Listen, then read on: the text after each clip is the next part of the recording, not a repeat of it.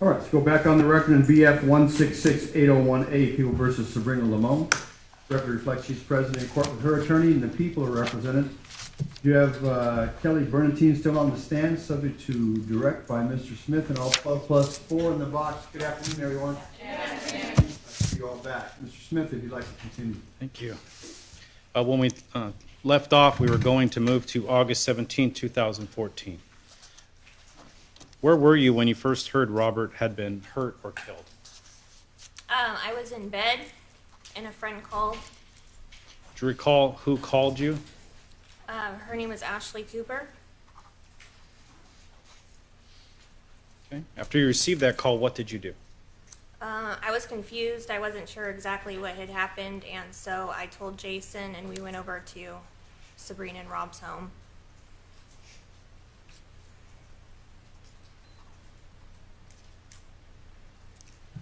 How long did you stay there that evening? Maybe a couple hours.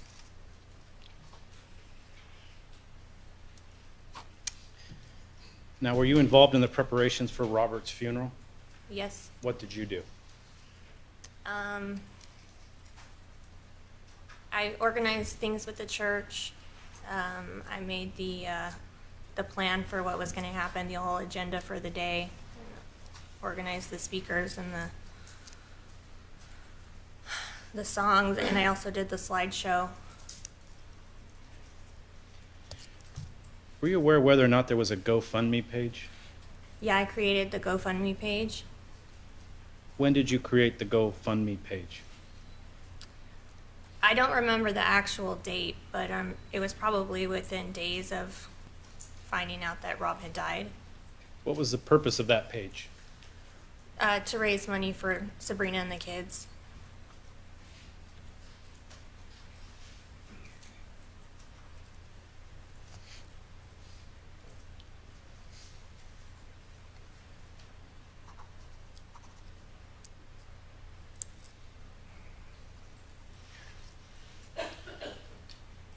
Now, staying with the time frame after Robert had been killed, did you see Jonathan Hearn either approaching Sabrina's house or at Sabrina's house? I saw him, I'm going to say within 2 weeks, driving towards our town. When you say saw him, what was the vehicle? How did you recognize It was a him? Ford truck, like a gray colored four-door Ford truck. Did you recognize Mr. Hearn as the driver of that vehicle? Yes. And you said you saw the vehicle nearing your town? Yes. Where? On our highway, on the National Trails Highway. How far from Hellendale did you see him? Maybe 7 miles. Now, did you speak with Sabrina about seeing Jonathan? No, I didn't. Did Sabrina ever speak with you about Jonathan coming over to her house? And again, this is after Robert had been killed. She did. It was shortly after the funeral service. She said he came over with flowers.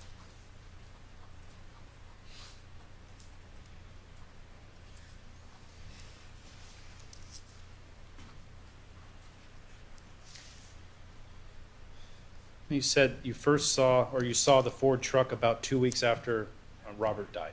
Yes. Did you again see that same Ford truck? Yes, I saw it parked outside her house.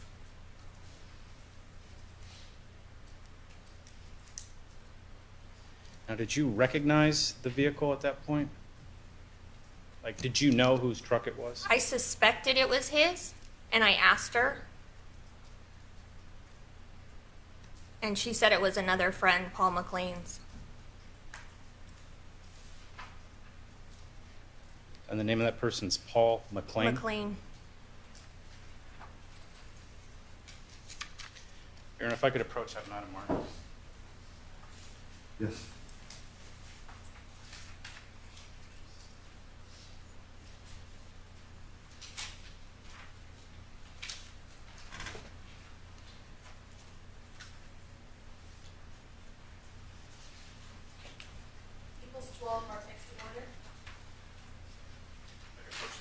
please.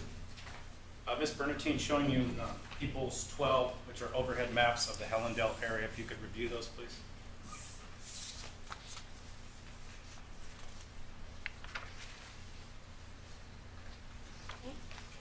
On the second page, there is a marking for 27250 Strawberry Lane. Do you recognize that location? Yes, that's Sabrina and Rob's home.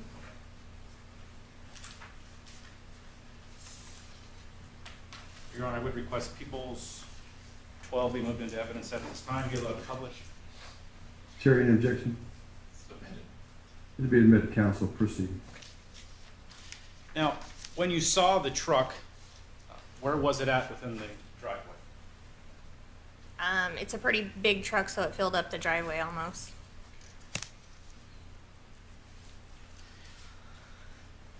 Now, did you take note of the truck as in what the license plate is, the make, the model? I wrote down the license plate And why did you do that? because I was suspicious. The information relating to the license plate, who did you provide it to? I gave it to Detective Meyer.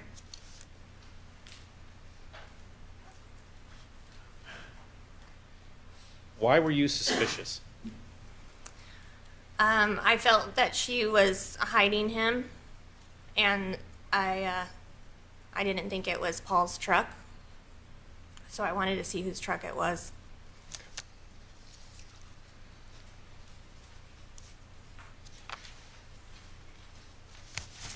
Now, did you ever send a text message to Sabrina then specifically asking whose truck it was, or was it a phone call? It was in person.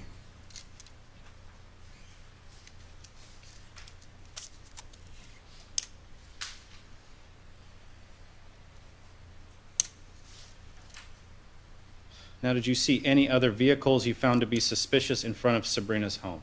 I saw a motorcycle. Can you describe the motorcycle as you recall it? It was black. It looked kind of like a vintage style, and it had Forgiven airbrushed on the side of it.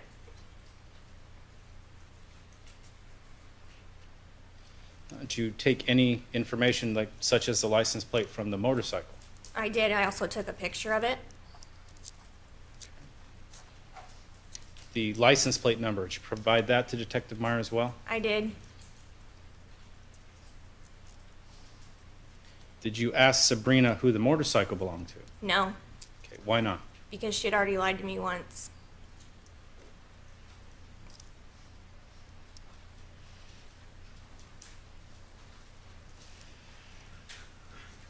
Now, the timeframes we're talking about when you saw the truck, the motorcycle, is that all prior to your interview with Detective Meyer?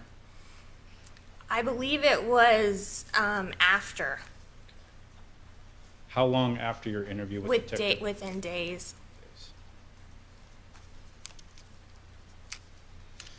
So just to set the sequence, you speak to Detective Meyer in an extended interview.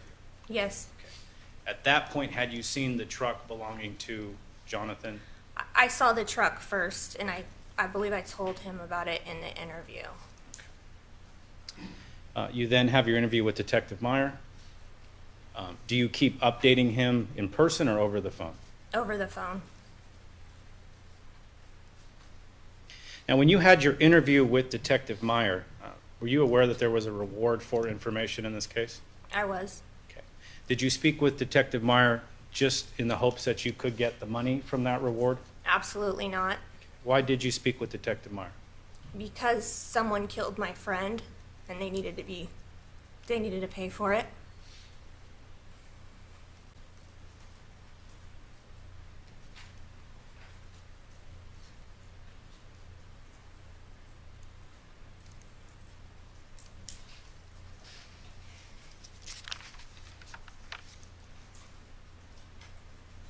Nothing further. Terry Cross.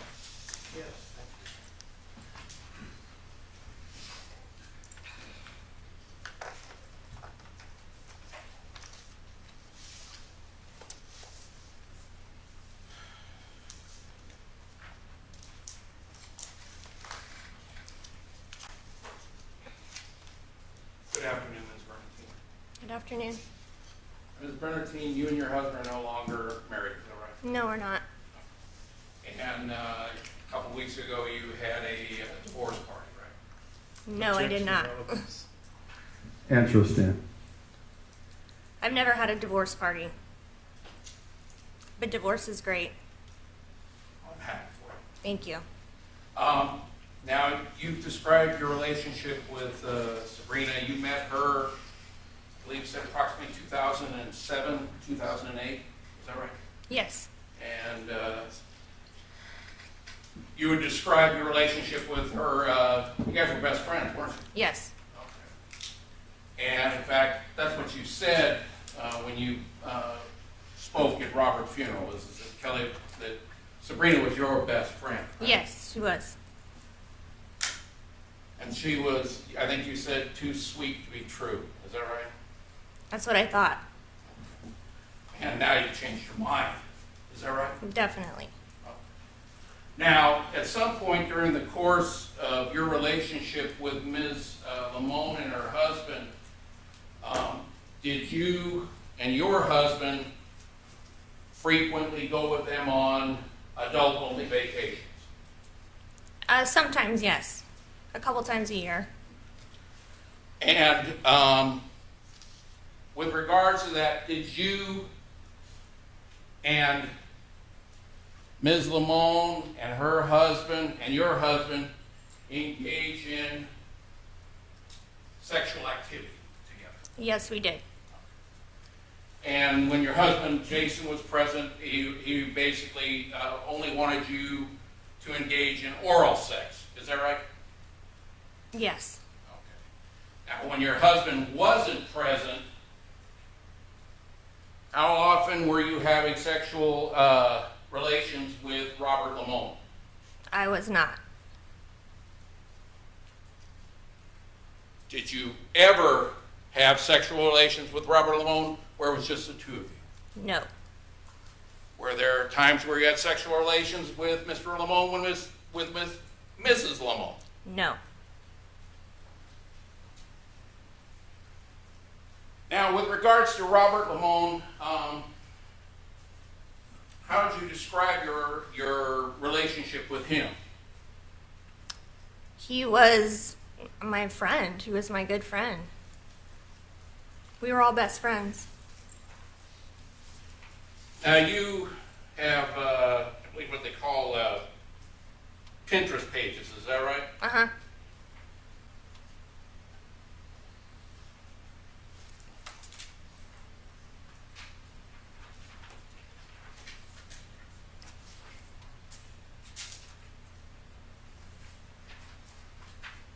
Defense Exhibit E, marked next in order. E is an echo.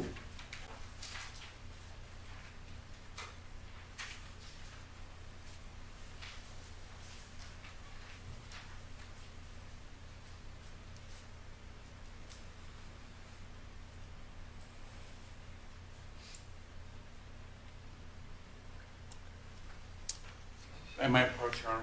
Please. Ms. Bernardine, is this the Pinterest page you had for your husband shortly after Robert's death?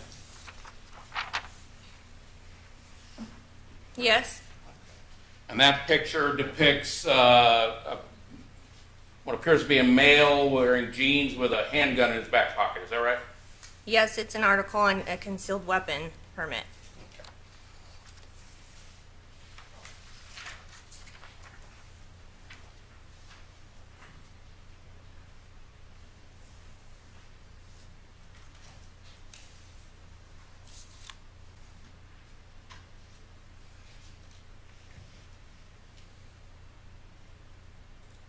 And this time, Your Honor, I'd ask to move Defense Exhibit E into evidence. Any objection, Mr. Smith? Yes, relevance. Can I see it, Mr. Terry? please? Sure. Dr. Your Honor.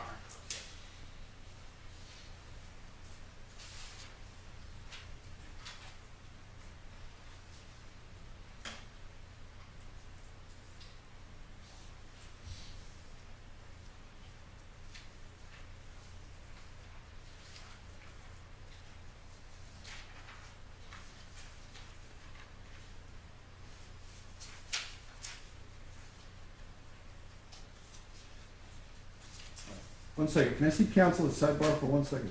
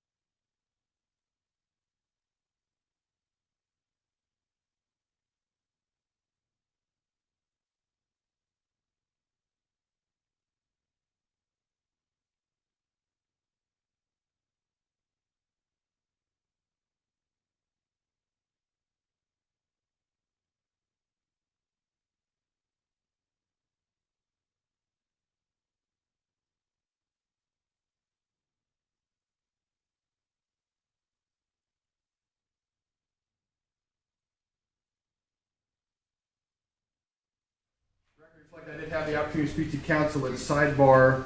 I'm going to withhold ruling on defendants E at this point. Mr. Terry, if you'd like to continue. Thank you.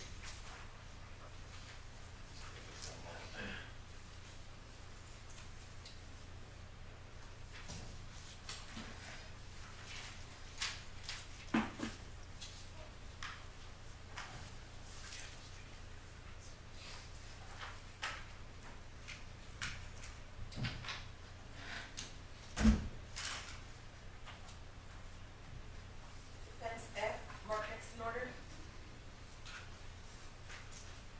F is in Foxtrot.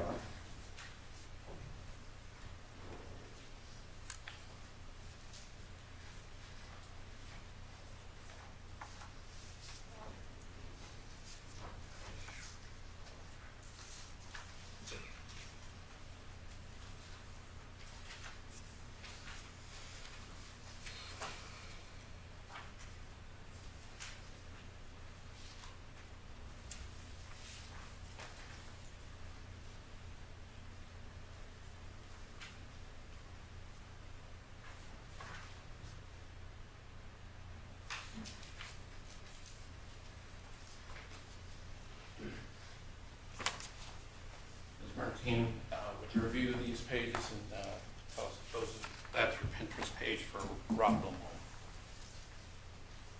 Is that F, Mr. Terry? It is, Defense Exhibit F.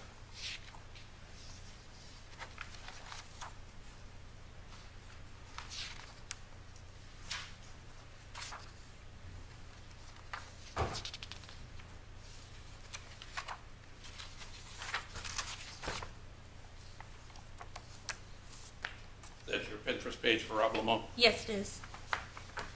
And for those of us who are not into this, could you explain what Pinterest is? It's like an image saver, and those are just like quotes and poems on grieving and things of that nature. Now, on this one, there's a number of things such as love, missing you,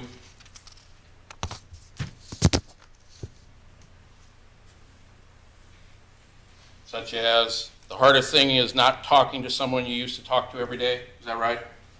Okay. Okay. Are those some of the things that you posted? Yes. Okay. Would it be safe to say that this one, your page for Rob Limon, is a bit more extensive than one you have for your own husband? I have all different pages, so I had quotes on love and other things, but that one specifically, yes. Okay. Well, specifically to the one related to your husband, it's a one-page Pinterest page, right? I don't know exactly how many pins I have on it. Well, you saw the exhibit that was presented to you. Is that your Pinterest page for your husband at or about shortly after Rob Limon was killed? There could be more or less, I don't know.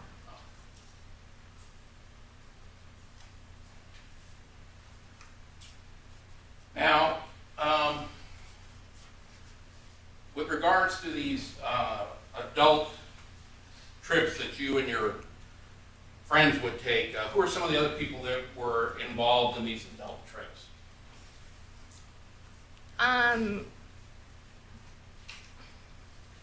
There are our group of friends. Who are they? You want specific names? Yes, ma'am. Nancy and Dax Petrov, Nikki and Ed Urtiaga. Let's see, back then it was Ashley and Bubba Cooper. Paul and Liz McLean.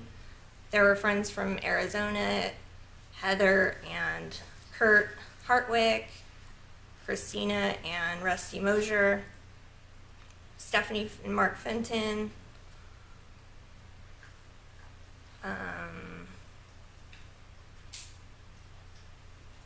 That's all I can think of right now.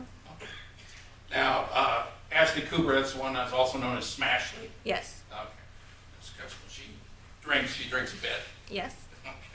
It's a little wild, Mm-hmm. sort of like you do. Sometimes. Now, you indicated that you didn't have any type of, other than the times that you and Rob and your husband and Sabrina engaged in oral sex, that you didn't have any sexual relations with Rob. Is that right? Yes. Did you ever send him photographs of yourself nude from the waist up? No. Is there any reason why he would have photos of you, nude photos of you, on his phone? It's possible that they could have been sent by Jason or by Sabrina. I never sent him any photos of myself. So Jason would send nude photos of you to Rob Limon? It's possible. I don't know for sure.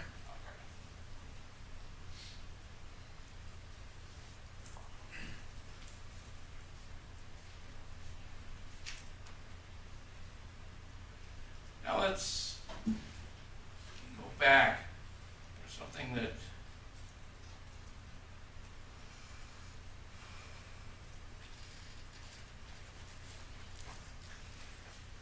you'd mentioned.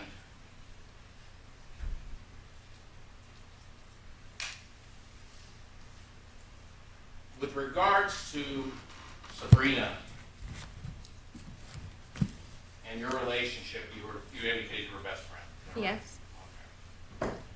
And with regards to the community of Silver Lakes, that's a small gated community, is that right? There's no gate, but it's a small community, yes. And would it be safe to say that because of your relationship with Rob and Sabrina, that you were involved quite a bit in their business? Would that be accurate? Or their life? In their life, yes. Okay. And certainly their marital relationship, you were involved in their marital relationship too, were you not? I mean, I guess she would confide in me, but they didn't really have any marital issues that I knew about. Other than Jonathan Hearn and With regards to that, okay, you indicated that you became aware of Sabrina and Jonathan being involved, is that right? Or you became suspicious?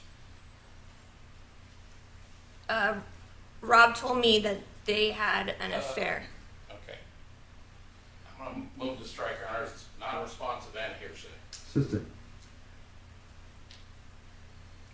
Let me put it to you this way. You said when you saw Sabrina at the bar that, I can't remember the old Brady's, Uh-huh. okay, that you thought that it was unusual that she seemed to be somewhat comfortable and somewhat, I believe you, was it flirtatious with you thought, with Jonathan Hearn at that bar in 2013? Yeah, slightly, but it wasn't an overpowering suspicion at that point, no. Well, and I understand that. It wasn't an overpowering suspicion, but you said you were suspicious, right? A little bit, but she told me there's nothing to worry about, and I believed her, and Okay. Well, my question to you is what business is it of yours? You are not married to her, right? right? Okay, so you were butting into her personal life. Is that right? No, she called me and told me about it. I didn't ask her. Well, you said earlier you were suspicious, right? Because I was asked. I'm sorry? Because I was asked. But something you said was made you suspicious. Is that right? The look on her face made me suspicious. Okay.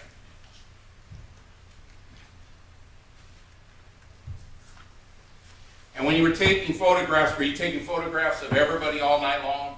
Yeah, Okay. And Jonathan was there and he was hanging out with everybody, including Rob, right? I didn't see a lot of interaction with Rob, but yeah, he was there.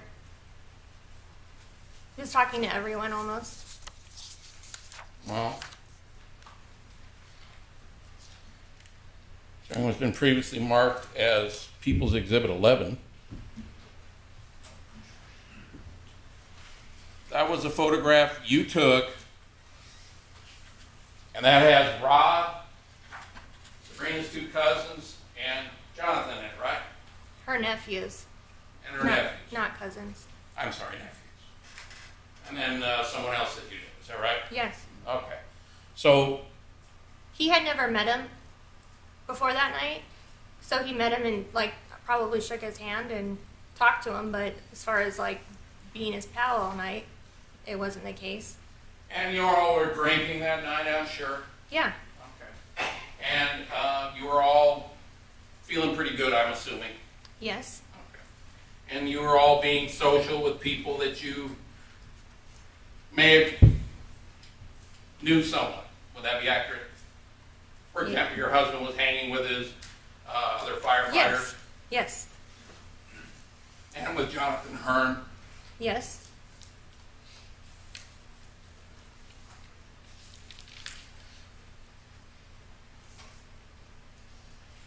I want to make sure the time frame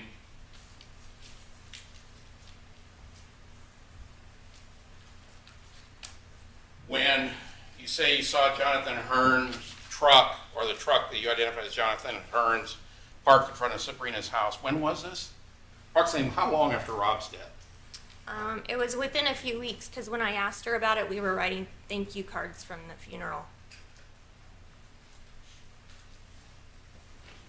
And because was it you and Sabrina writing thank you cards, or was it someone else? Sabrina, me, and our friend Nancy. And you saw Hearn's truck in the driveway? I had seen it the night before that. The night before you were filling out the cards? Yes. Okay. And you seen it that night at her house? Yes. Is that right? Mm-hmm. Did you see how long it was parked there? No. Well,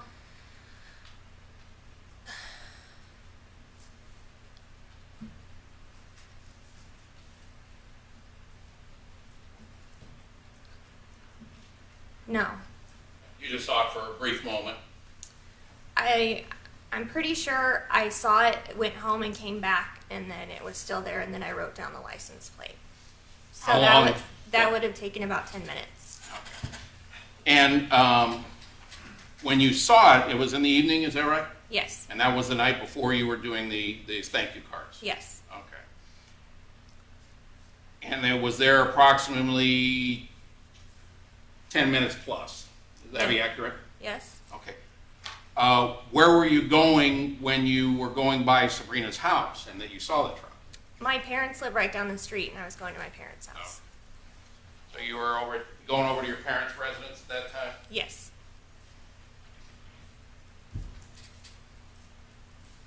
And you saw a truck that you thought might be related to Jonathan Hearn, who you had your suspicions about? Yes. Let me ask you this, had you and your husband already received a letter from Jonathan Hearn when you made these observations about the truck?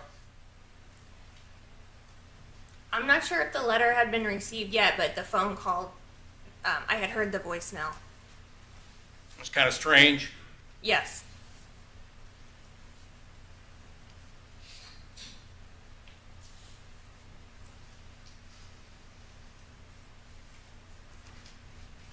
Now, also during your eulogy at Rob's memorial service, you said that Sabrina and Rob were two of a kind. Is that right? I think I did say something like that.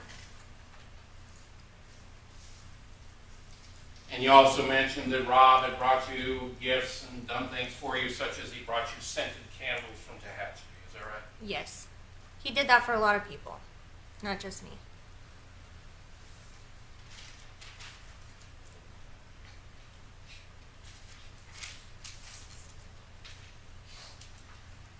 Now, you'd seen the truck, you wrote down the license plate number.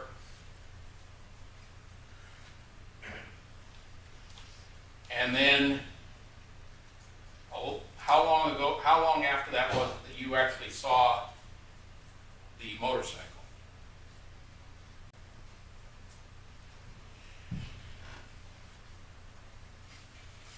I'm going to say within a week. A week after the truck? Within a week of seeing the truck, maybe a few days. And you said that it was kind of a vintage-looking motorcycle, is that right?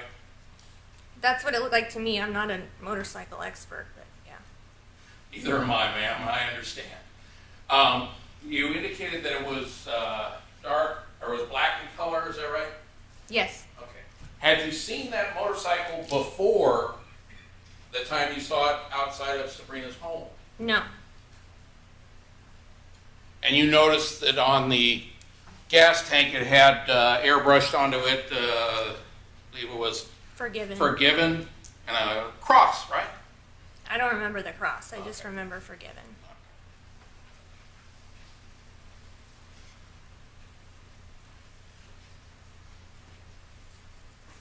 That was the first time you'd ever seen that motorcycle? Yes.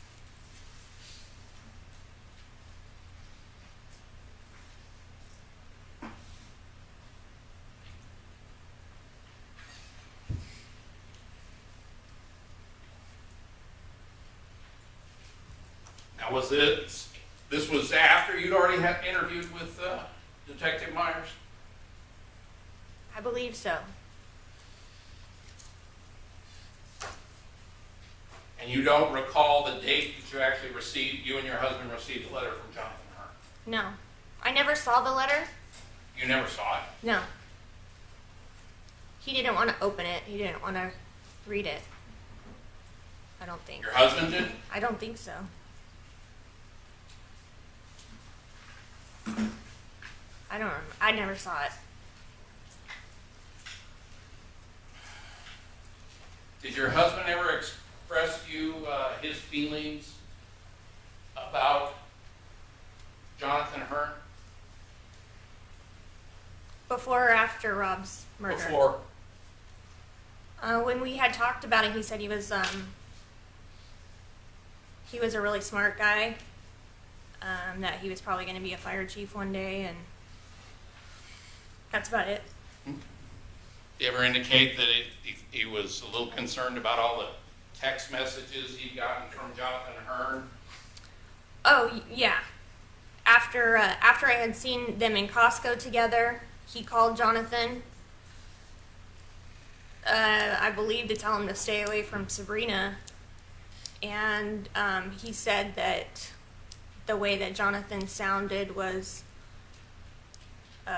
pretty crazy. And then the text messages that he was getting, he thought he was kind of hitting on him, like Jonathan maybe was gay because he wanted to hang out with him. But really, he just wanted to be around Sabrina. Well, that's what you believe. Maybe he is gay. I don't know. You don't know.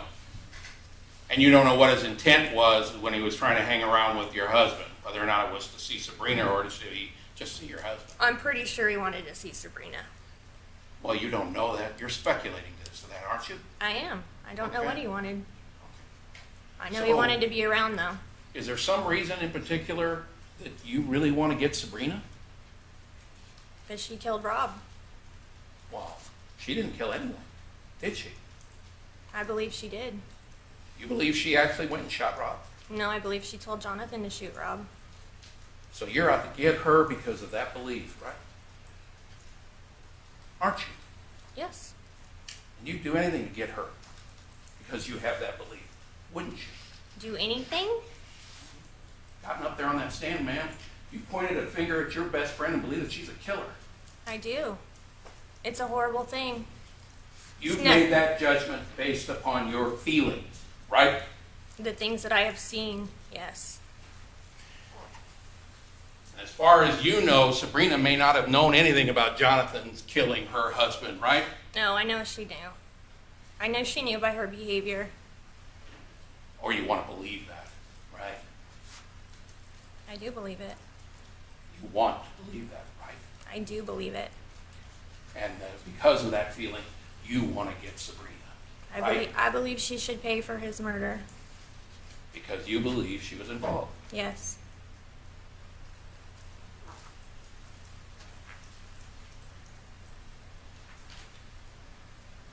And that's because you cared about her husband so deeply, right? I believe I cared about him more than she did.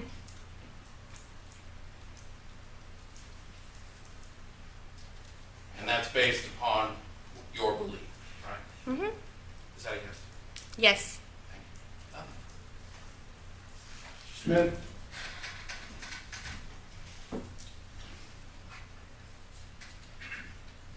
Ms. Bernatine, I want to ask you about these, what's been characterized as adult trips. Okay. If you could just describe what is meant when you say an adult trip. That means no children. So it is a vacation that you took with other adults without the kids. Right. Are these wild sex orgies that you're going to the river to have? No.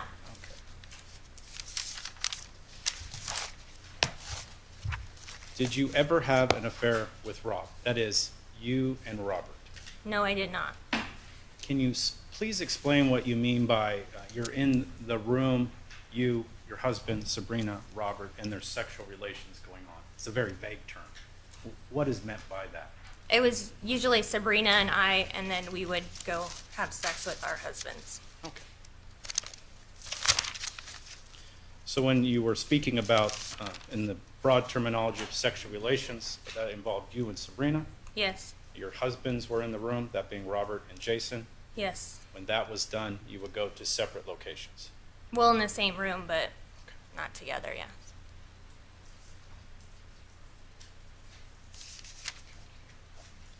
The day that Robert was murdered, where were you at? I was at home. Okay, what about Jason? He was at home. We went to a fantasy football draft and had lunch, and then we were at home.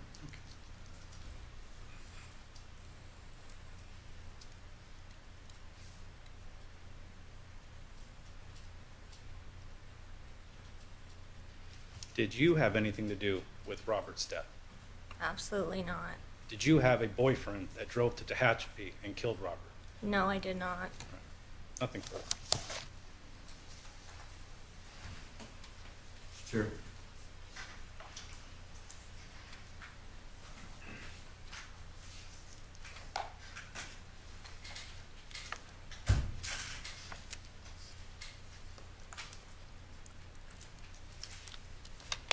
Judge Exhibit G, marked next in order.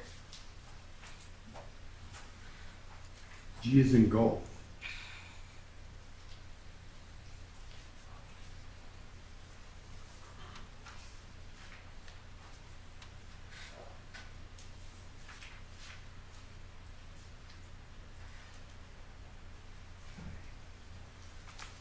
Let me approach Hunter.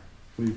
Ms. Bernstein, I'm going to show you what's been marked as Defense Exhibit G, and see if you recognize those photos and the people in there.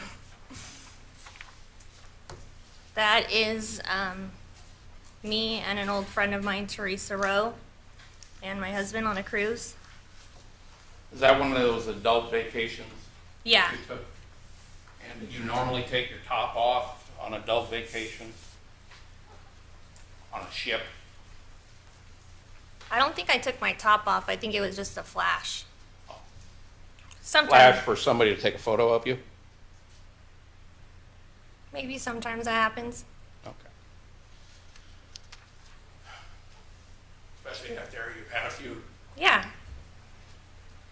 On the night that you saw Todd and Hearn at, I'm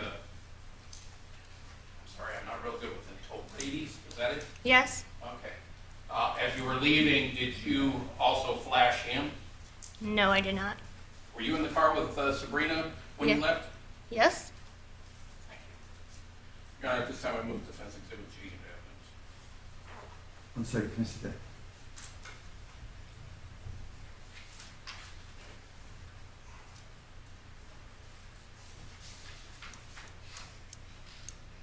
Mr. Smith? Relevance or objection?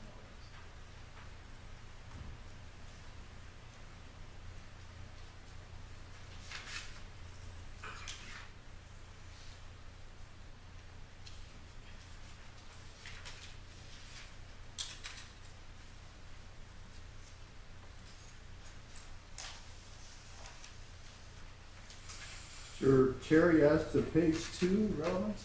We can have a sidebar, Your Honor. Okay, 1 second, folks. Give me just a minute.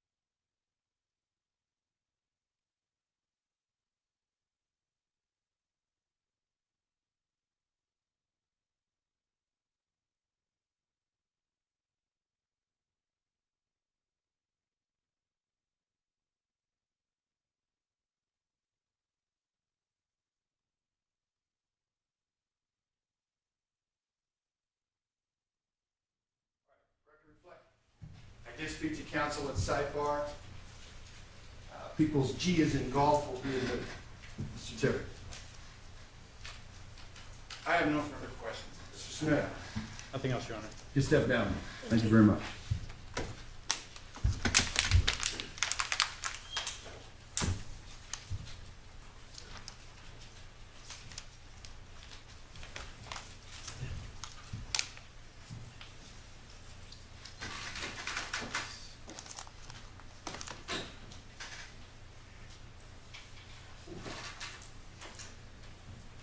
Smith, People call John Justice.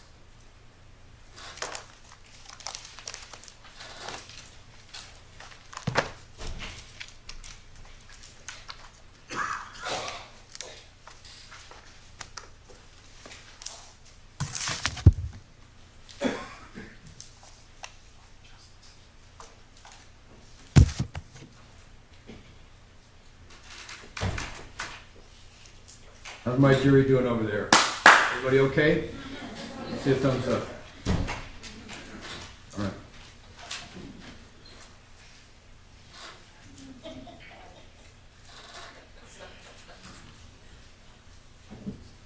Sir, could you come forward, step up to the podium, raise your right hand, we'll swear you in. You do solemnly state that the testimony you shall give in this matter shall be the truth, the whole truth, and nothing but the truth, so help you God? Come on up, have a seat, please.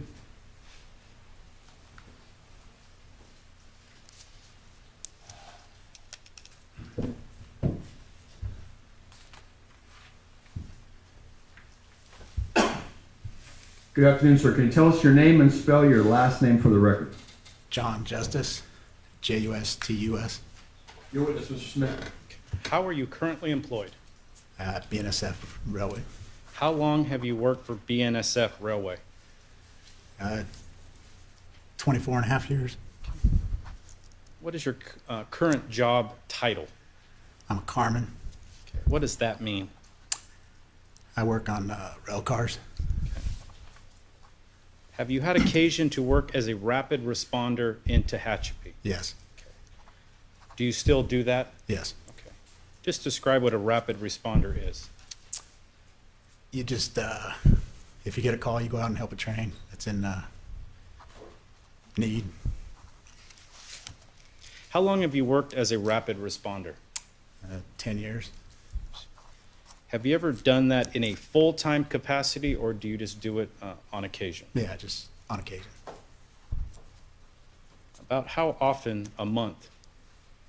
It varies.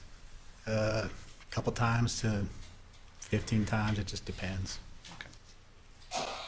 Now, you were working then as a rapid responder in 2014? Yes, Okay. At that time, you were acquainted with Robert Limon. yes. When did you first meet Robert Limon? Probably 2000. Okay. Did you meet Robert while working for the BNSF Yes. company? And where did you meet him at? Probably at work. In city? In Barstow. How big is that rail yard in Barstow? As far as people, or Yeah. probably 150 carmen or so. So was Robert just someone that you knew from work, or was it he somebody that you became good friends with? Yeah, we became friends. How close were you? Pretty close. Did you ever socialize outside of work? Yeah, What types of things would you do to socialize with Rob outside of work? we would play golf a lot. When you say a lot, how often? We used to play like every Thursday morning, but So Robert was someone that you would see at least once a week. oh yeah, Did you see him more than that? yeah. We worked together for years. So you would spend time with Robert at work, you would spend time with Robert outside of work as well. Yeah,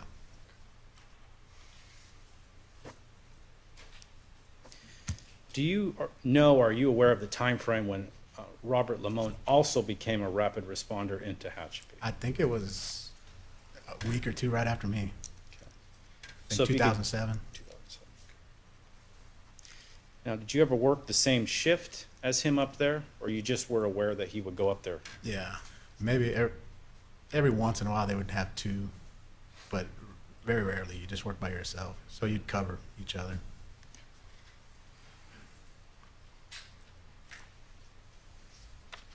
What was Rob like? He's a good guy. Good guy, nice friend.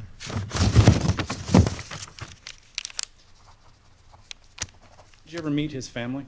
Yeah. When did you meet Sabrina?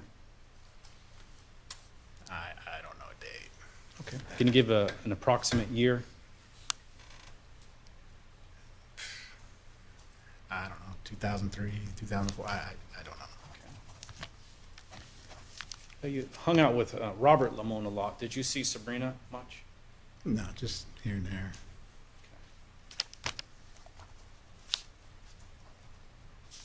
When you say here and there, what do you mean? When we went and played golf, he had the golf cart, so I'd park at the house and get the golf cart and go from there. Okay. If you could just pull the microphone a little bit. Thank you.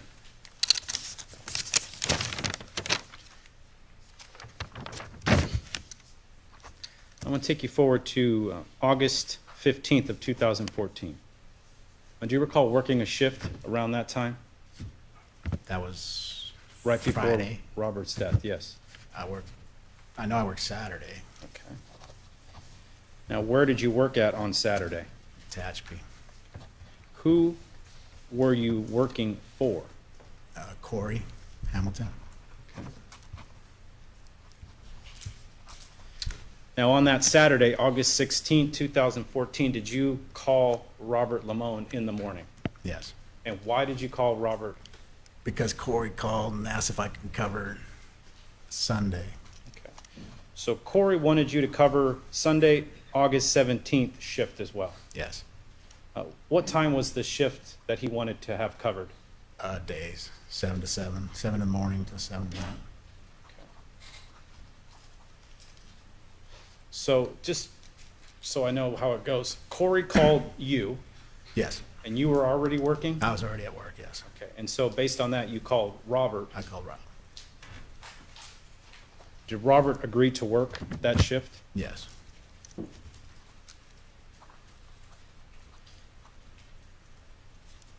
So the shift on Sunday, August 17th, 2014, was he covering your shift or Corey Hamilton's shift? Corey's shift. Corey's shift, okay. Do you remember what time you called Robert Limon on August 16th? Between 9 and 10 in the morning, somewhere around there. Now, when you called, who answered the phone? Sabrina.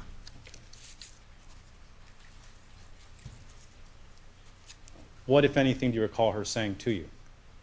Really nothing. She just answered and said, Rob's right here. Okay. So basically a handoff of a phone? Yeah.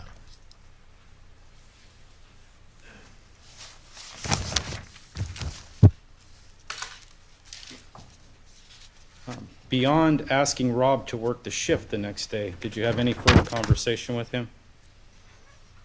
No.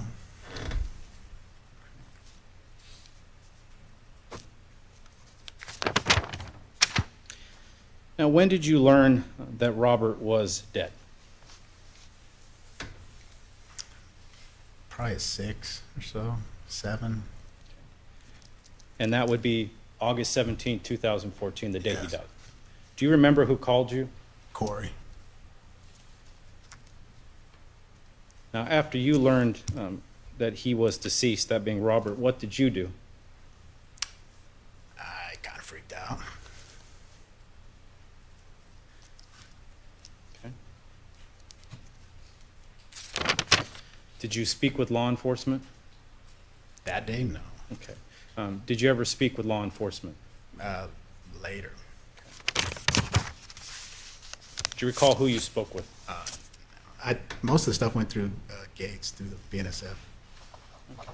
When you say Gates, that's the BNSF police officer, Yes. Joseph Gates.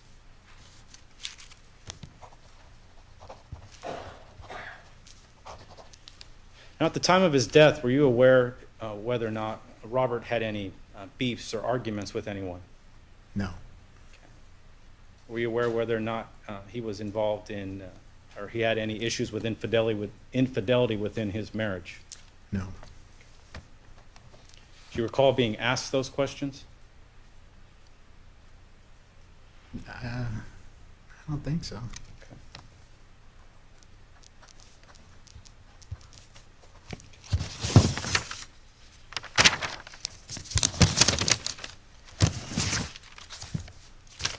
You said that you'd been working at the shop in Tehachapi since about 2007. Yes. If you could describe where it's located at. 1582 Goodrich.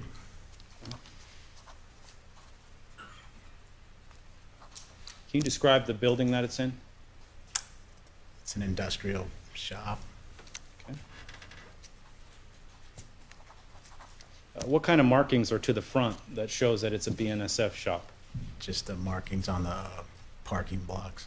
Sir, could you do me a favor? Speak up a little bit. I'm sorry. That's all right. Yeah, the markings on the parking block. When you're saying a parking lot, those are cement items Yeah. that stop a car. Mm-hmm. Is there any other sign to the front of the building? No, Has there ever been since you began working there in 2007? no, When the sliding door is down, is there a sign that says BNSF on the sliding door? no. How would somebody find out where the shop is that you work at in Tehachapi If they didn't know, if they didn't know? I don't know.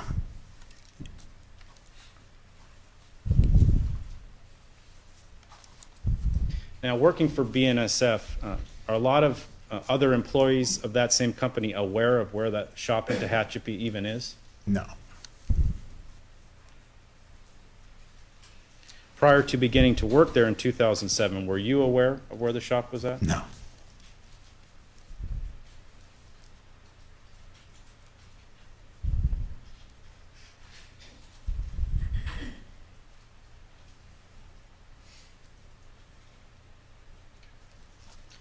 Now, how do you spell your first name? John, John. John. Did you ever go by just shorter, like John, Jon? No, No? Okay. These are going to seem like kind of random questions, but how tall are you? 6'3". 6'3". How much do you weigh? Like 235. 235. Again, these are going to seem random. Do you consider yourself to have a large nose? No, Okay. Do you own any motorcycles? not anymore. No, Have you ever owned a chopper style motorcycle? no,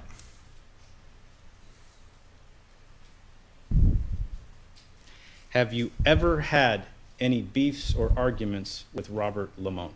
no,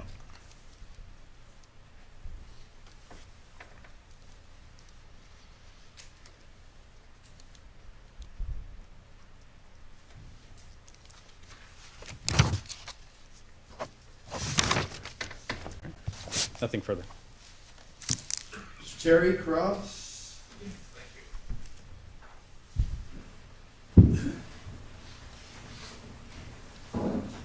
Good afternoon, Mr. Justice. hello. Mr. Justice, can you tell me approximately how many times you've actually in person met or talked with Sabrina Limon?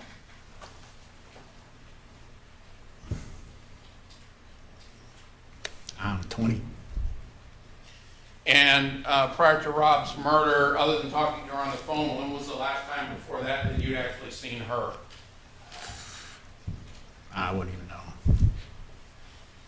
Was it within that year of 2014, if you know?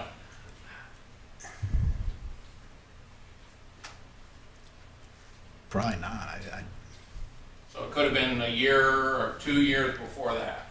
Oh, yeah.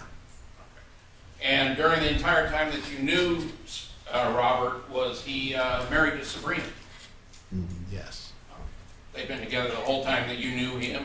Yeah. Up until his death, right? Yes.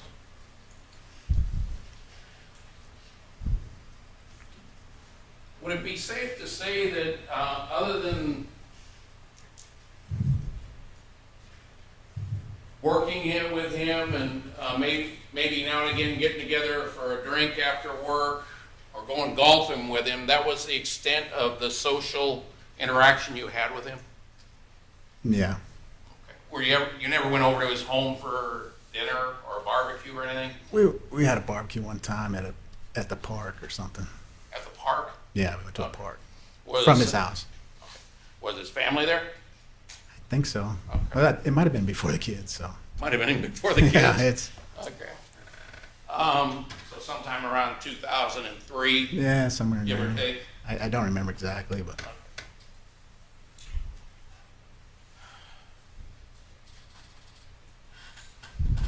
And would it be safe to say that Rob was not one to really talk much about his marital life with you? Such as him saying anything about him having marital problems? no. In other words, when it came to his family life and his marital life, that really wasn't a big subject of discussion between you and Rob, right? No. Pretty much limited to common interests and golf. Yeah, with the kids, we talked about the kids. And you talked about his kids and your kids. Yeah. Was any of your kids involved in sports with his No, kids? my kids are older. Just talk about generally about what the kids were doing. Yeah.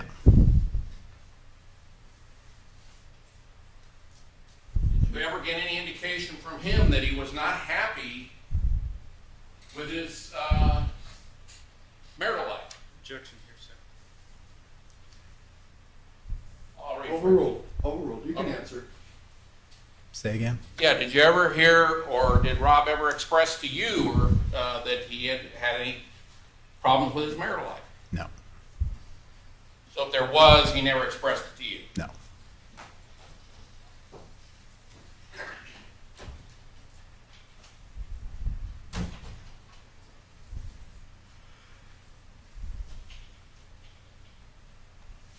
Now, you mentioned, you actually said the address for the shop up in Tehachapi, is that right? Yeah. Did you actually know it at the time, or have you learned it since? I've learned it since.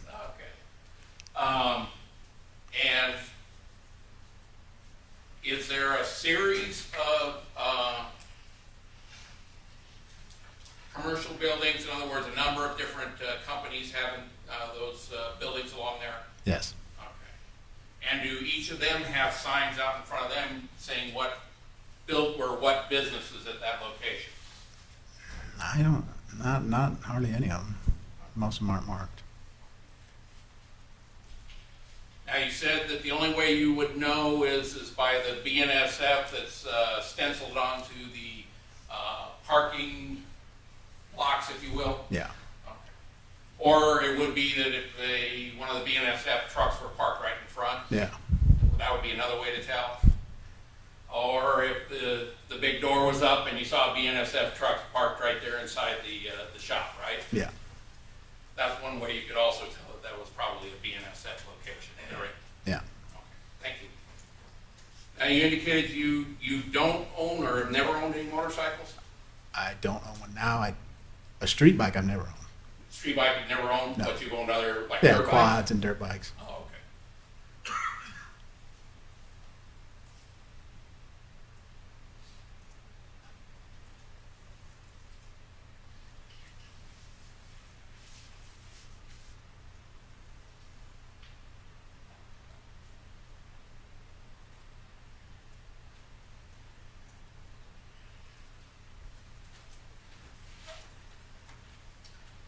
I have no further questions. Thank you, Mr. Justice. Smith, Nothing further. you step down, sir, thank you.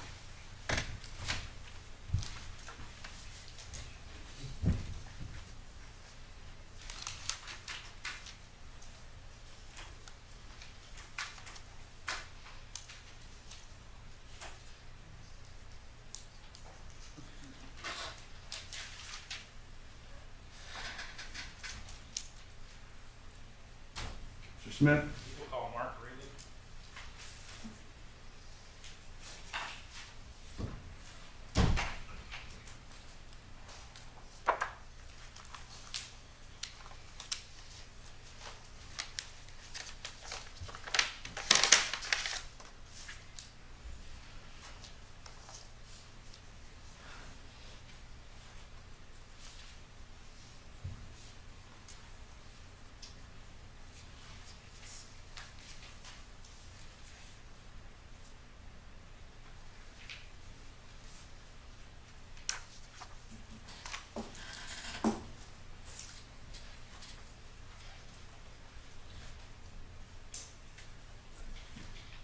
Would you come forward, step up to the podium, raise your right hand and be sworn?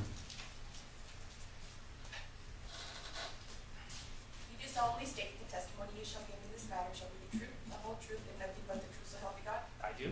Come on up, have a seat.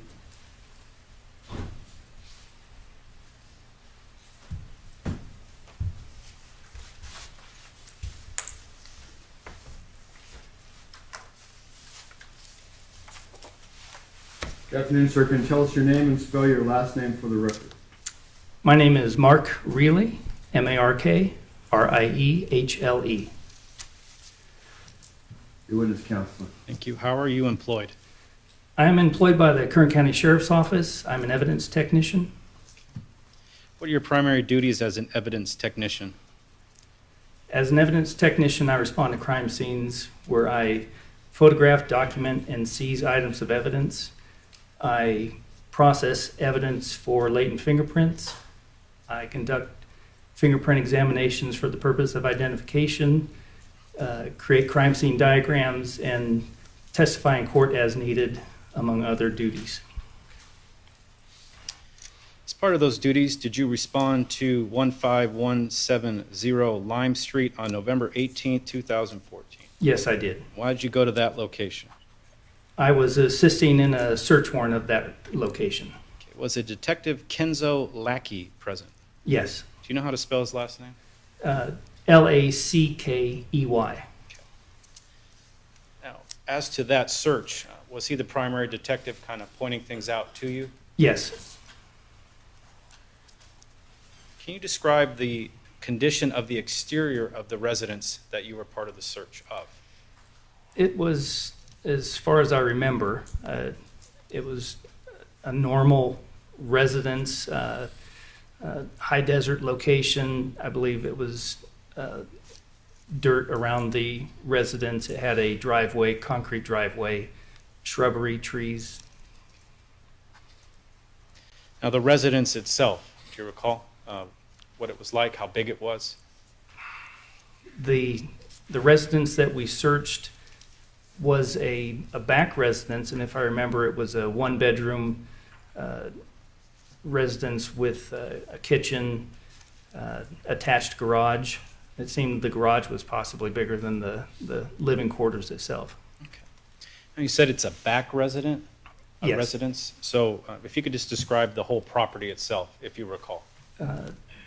To the best of my recollection, the front residence was a more normal, quote, normal house, possibly more than one bedroom.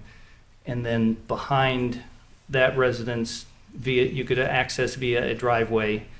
The rear residence, which we searched, was the smaller residence with the attached garage. Now, when you searched that rear residence, was there other detectives besides Detective Lackey? Yes. When you were searching the residence, do you recall if you searched the other buildings that surrounded that apartment? I guess back residence, as you called it. I'm not completely aware of what all the other detectives were doing at the time. I don't know if they examined any other areas other than the residence and the garage itself. Okay. Well, in your presence, did you see or did you search any other buildings besides the residence and the attached garage? To my recollection, no.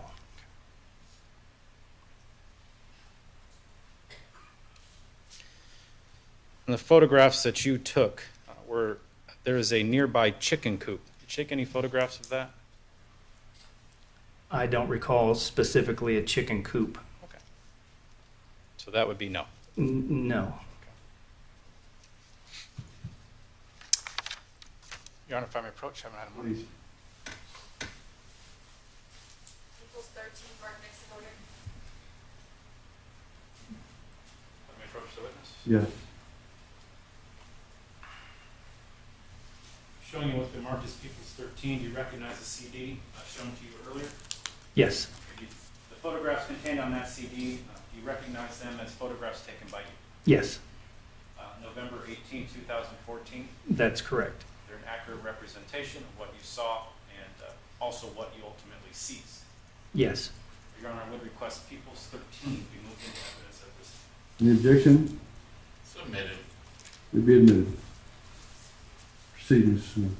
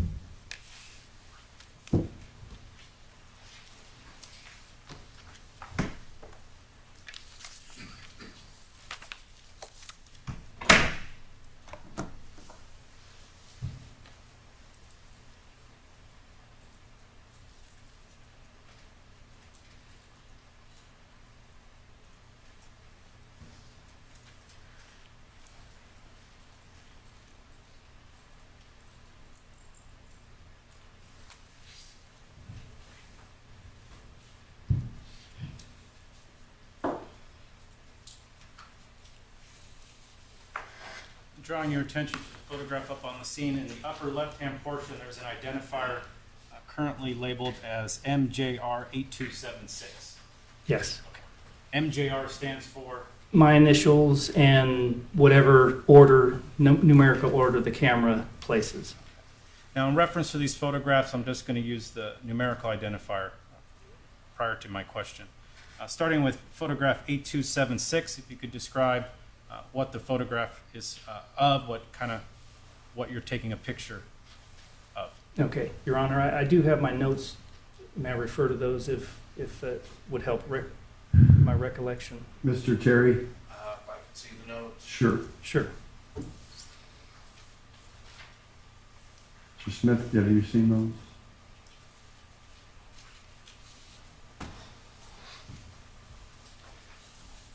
It's my report that I think you've probably seen, and then I have thumbnails that have all the corresponding numbers. How many pictures are on that reel, Mr. Smith? Yes. How many photographs are you gonna show? Oh, okay. Thank you. So Terry, you satisfied? I'm satisfied, Your All Honor. right, proceed, I just Mr. want Smith. Starting with 8276, please describe. This is an overall of the south-facing part of the rear residence, south to north. You can see the driveway and the yard area. Now, when you say attached garage, that is the garage door to the right. Yes, When you say back residence, that's entrance is the door to the left. that's correct. Photograph 8304. That is a photograph of a motorcycle that was found in the garage, and you can see it was covered with some kind of reddish fabric. Photograph 8305. And that is the motorcycle with that piece of fabric removed. Photograph 8306. And another photograph of that motorcycle from the opposite side. Photograph 8308. 8308. That is.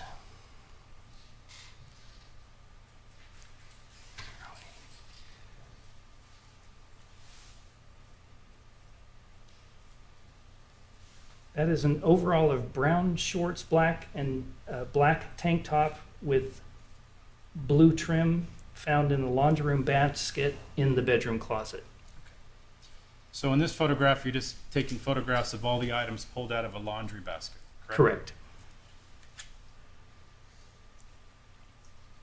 83012.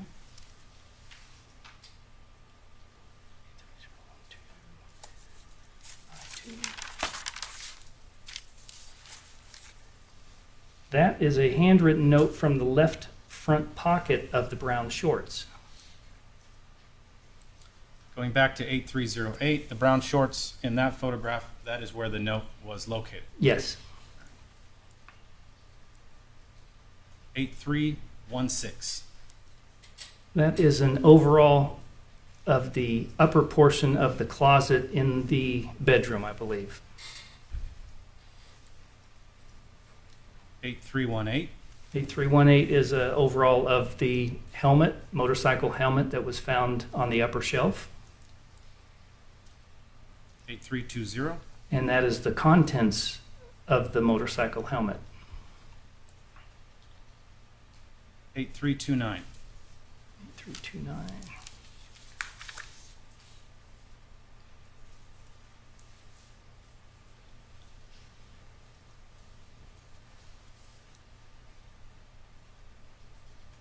See, 329.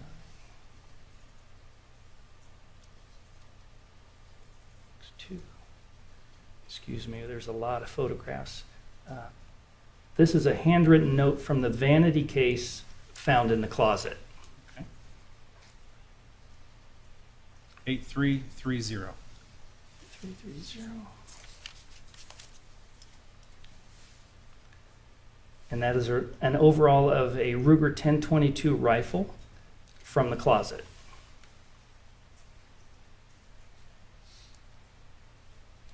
8331.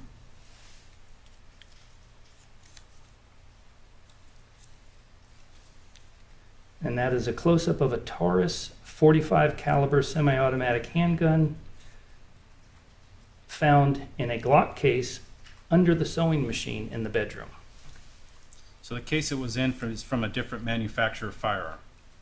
Yes. Do you recall taking a photograph of a Glock in that room? A Glock 21?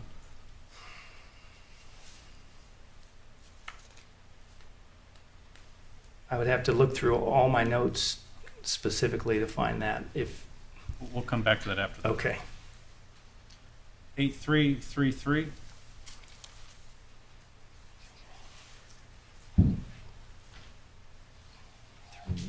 And that's a close-up of the firearm as well as the magazine removed from that firearm. 8334.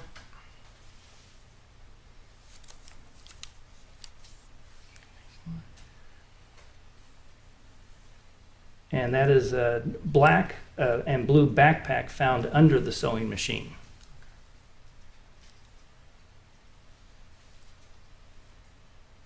8345.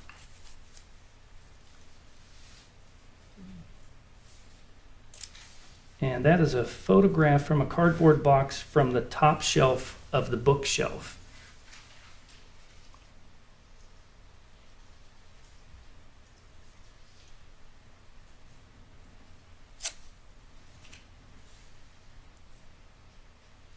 Eight three five six.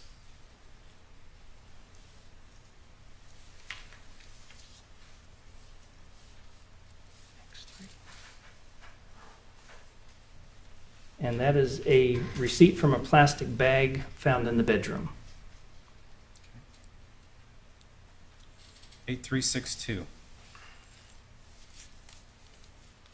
A box of syringes and other prescription items from the rafter on the northwest wall of the garage.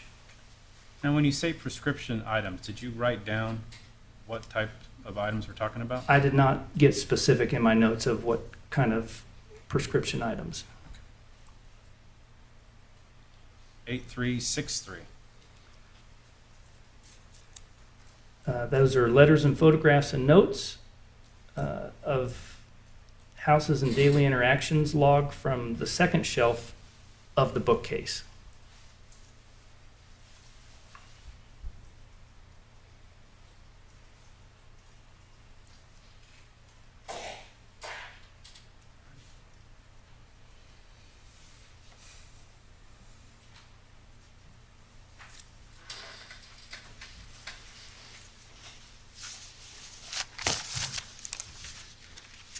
You testified earlier you're working in conjunction with Detective Lackey.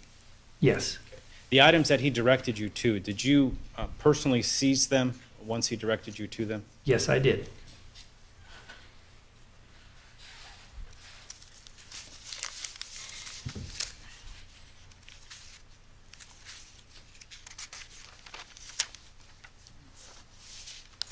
Nothing further, Your Honor. Terry.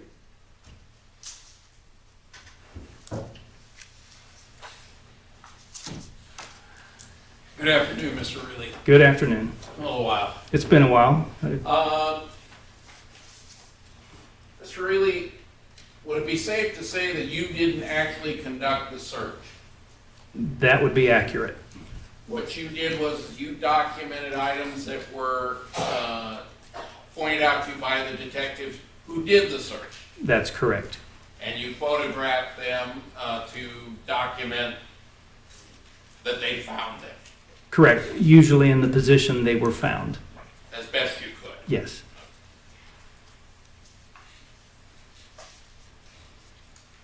Now, was there more than one detective working with you that day to conduct the search? There were other detectives there that if they would find something, they would bring it to my attention, and I would, as I had time, I would go and photograph and document what they had found in other locations. Do you recall approximately how many police or detectives were present conducting the search of that residence? I do not recall the specific number. I would hate to guess. Okay, well then I won't ask you to do that.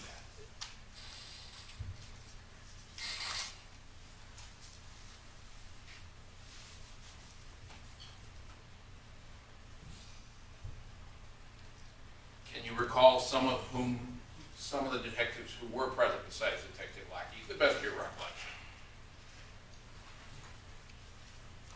It was almost 3 years ago, and for my note taking, it's not critical that I put that information in my report. So Detective Lackey is the only one I specifically remember being there. Okay.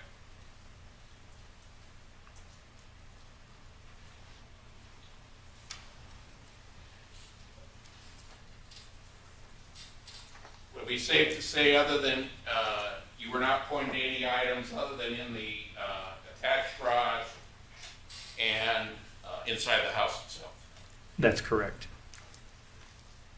And nothing other than taking overall exterior shots of the residence outside, you weren't directed as to anything particular evidentiary items that were then seized Correct. on the exterior? Correct. Everything that you were involved in photographing and seizing was from either in the garage or inside the residence? Yes. Is that right? Yes, that's correct.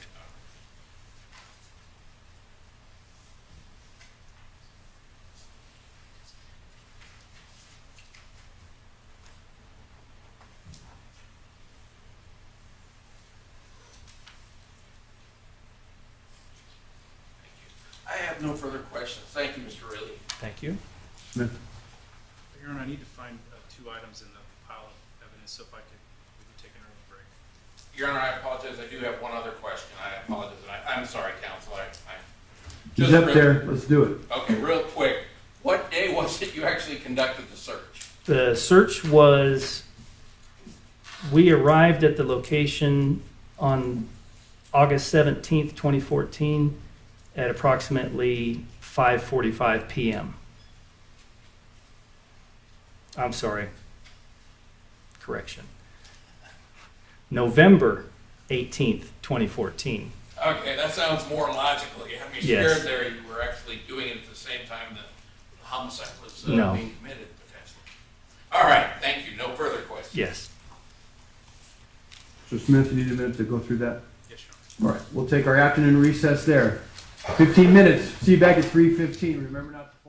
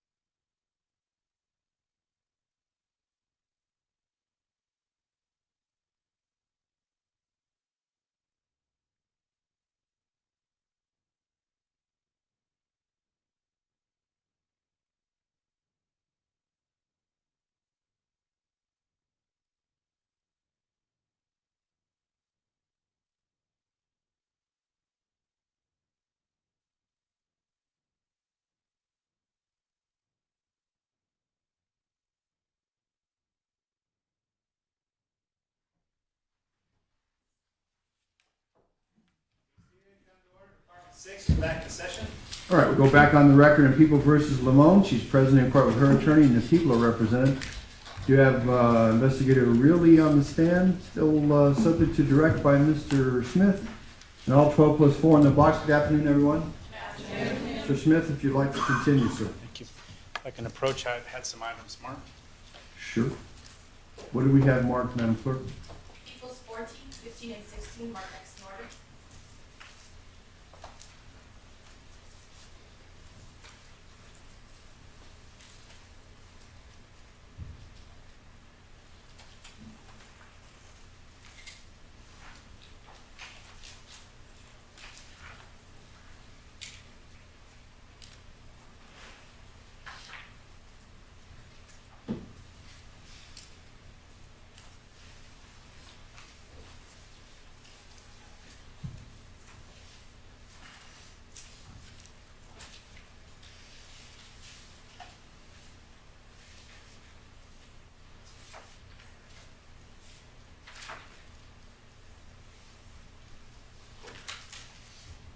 If I approach the witness.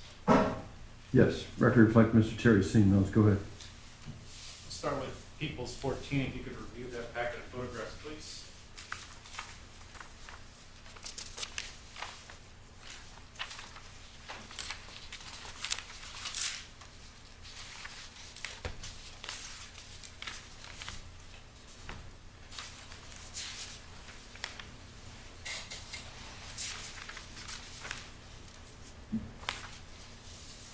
Okay. You recognize the photographs? Yes, Who took those photographs?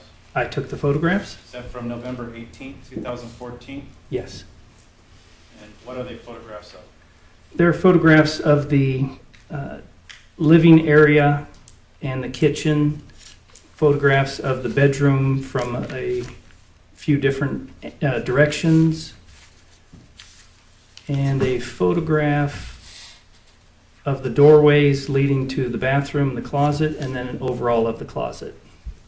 So those are photographs of the living space that you searched along with the detectives November 18, 2014. Yes. Showing you now People's 15 and 16. If you could look at both of those, please.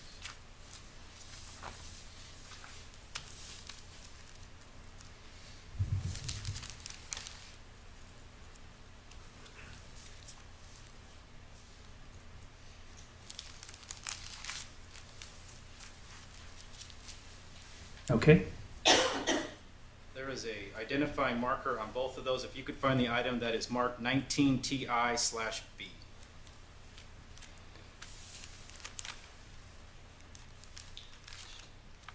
Okay. What is that item?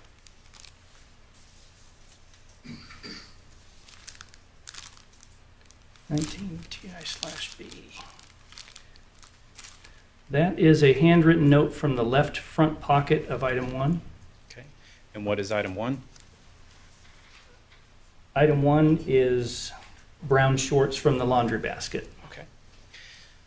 Moving on to item 19TI/C. You could describe that item, please, and also the exhibit number. Now you're saying 19. I have 1C on mine. Do we have different?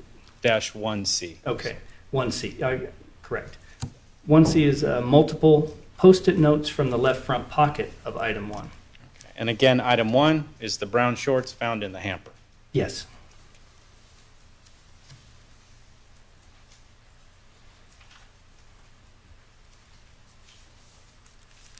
Your Honor, I would request People's 14 through 16 be moved into evidence at this time. Any objection, Mr. Terry? Submitted. They'll be admitted. Nothing further. Mr. Terry?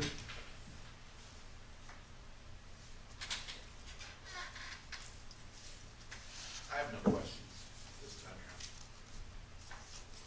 Would you step down, sir? Thank you. Thank you.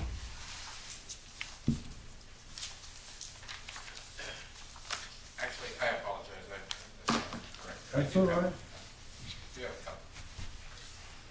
During the course of this search, did you locate any poison? I don't believe I documented any poison. How about a broken laptop screen? I don't recall any broken laptop screen. Okay, how about a small SD card for a computer or some other, like a phone device, that type of thing? I do not believe so, no. Receipt for clothing of any type? I don't recall a receipt for clothing. How about a sound suppressor for a firearm? No. Thank you. Nothing further. Mr. Smith?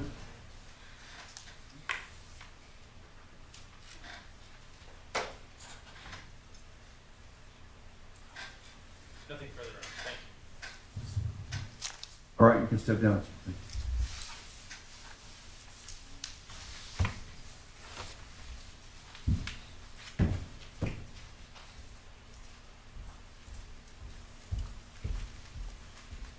Mr. Smith? People call Detective Kenzo Lackey.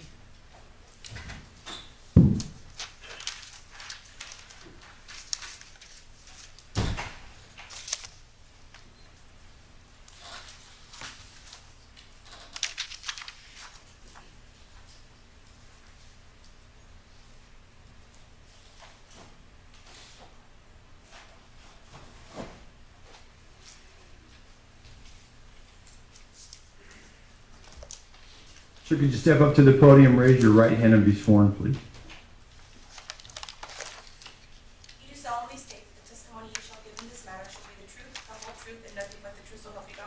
Yes. Come on up, have a seat.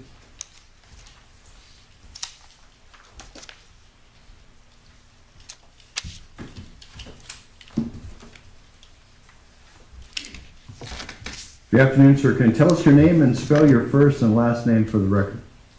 First name is Kenzo, spelled Kenzo. Last name is Lackey, Lackey. Thank you. Your witness, Mr. Smith. Thank you. How are you currently employed? As a detective with the Kern County Sheriff's Office, And how long have you been a detective? over 3 years. November 18, 2014, did you respond to the Boron substation? Yes. Okay, why did you go to that location? To meet Sergeant Simpson regarding the execution of a search warrant.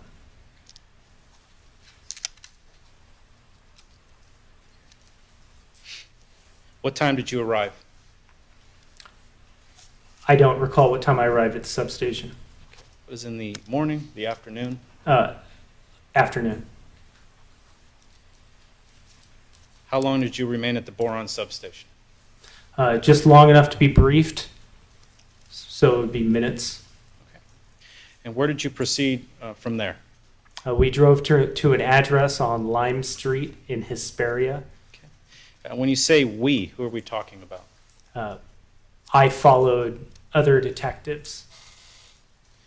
Do you recall the other detectives that went with you? Yes, there would have been Detective Contreras, Sergeant Avery Simpson, Sergeant Billy Smallwood, numerous other detectives.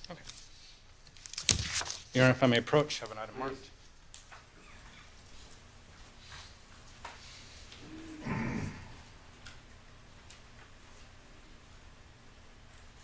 People 17 marked next in order.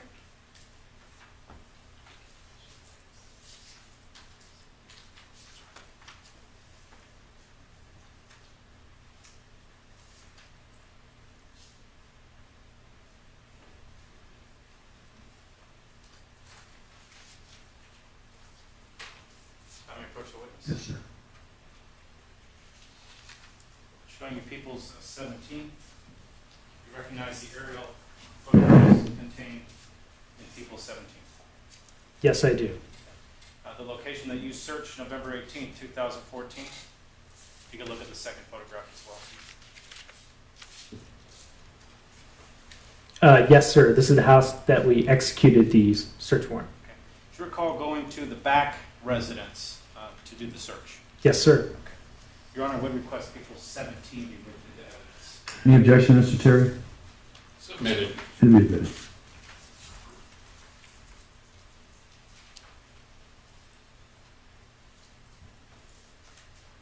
Permission to publish granted. Go ahead, Mr. Smith.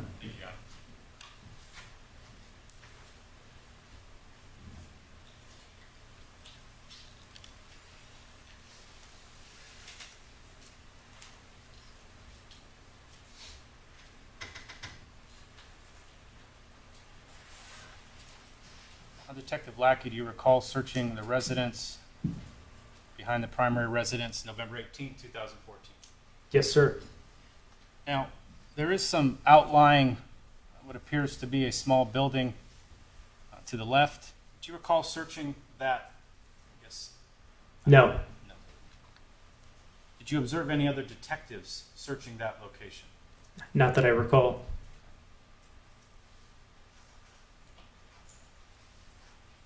As to the area you searched, can you just describe what did you search exterior-wise and interior-wise? Yes, sir. So that residence in the back is a single bedroom, like a giant converted garage with a small kitchen, dining area, washroom, and closet. I searched inside that residence, including all the rooms and the actual garage itself. Now, did you go around the outside and make a search as well? I walked around that house. However, I did not search the surrounding area. When you were walking around the house, did you see other detectives searching any other locations other than the residence and the garage? Not that I recall. Now, what was the condition of the garage? A mess.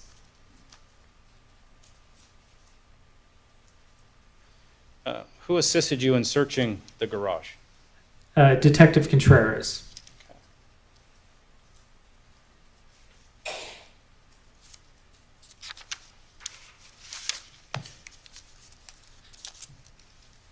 Now, how were the duties assigned between yourself and the other detectives?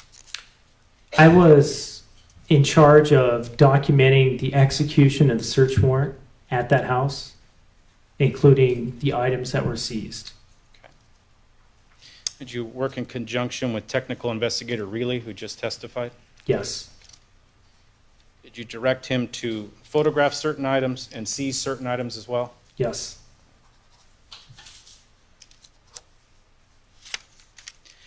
Did you locate any items within that residence that denoted that Jonathan Hearn was the resident?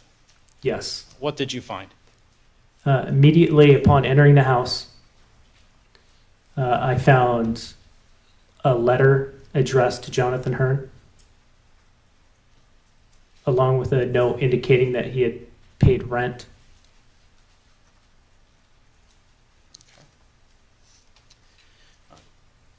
Now, did you search the room? Yes. How about the closet? Yes. Did you locate anything in a clothing hamper? Yes, I did. Describe what you found. I found a black and blue tank top and shorts.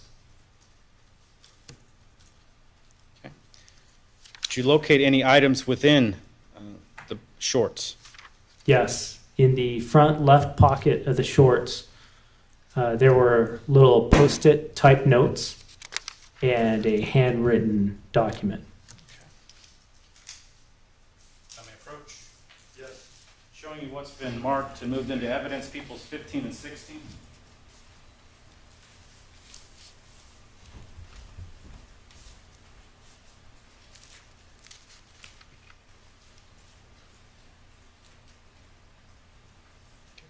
You recognize those items? I immediately recognized this item. However, I would have to open this bag to look at this item. And if you could just describe which exhibit you're talking about. This looks like this is going to be the large piece of paper that was inside the left pocket of the shorts. Okay, and if you could just, what's the people's exhibit number in red right there? 16. Okay. Go ahead and open people's 16.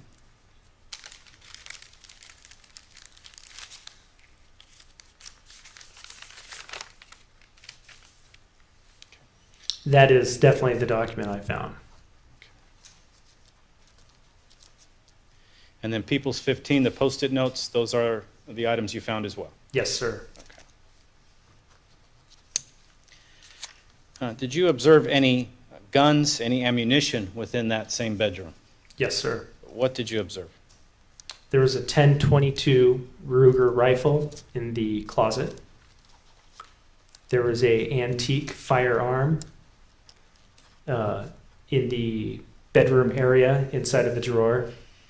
And there was also a Taurus brand .45 caliber pistol inside of a Glock case underneath the antique sewing table. Now, did you direct all of those firearms be seized? Yes. Did you locate any ammunition, any magazines? Yes. What did you find? The .45 caliber pistol was loaded with a magazine that had 6 rounds. And underneath the Glock gun case, there was a cardboard box that had several magazines, and there were also several rounds of .45 ammunition in there.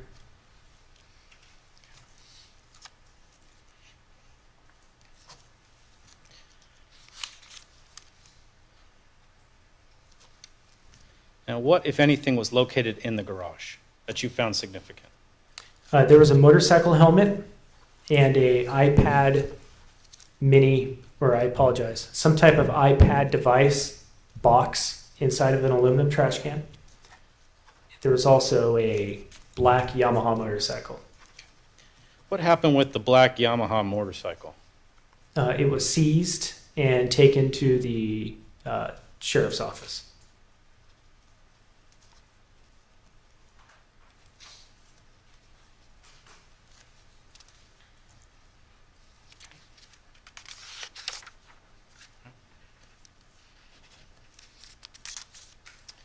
Nothing further. Cross.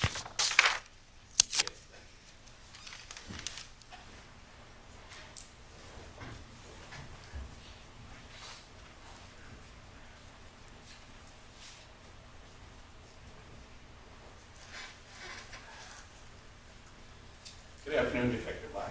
Good afternoon, sir. Okay. If I understand you correctly, the ones,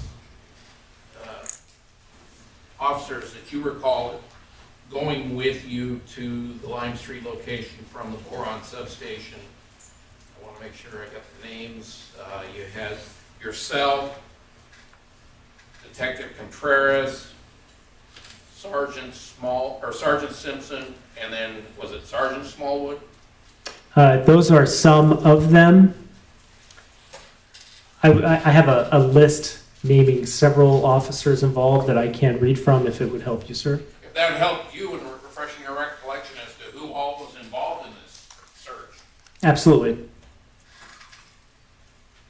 Go ahead, please.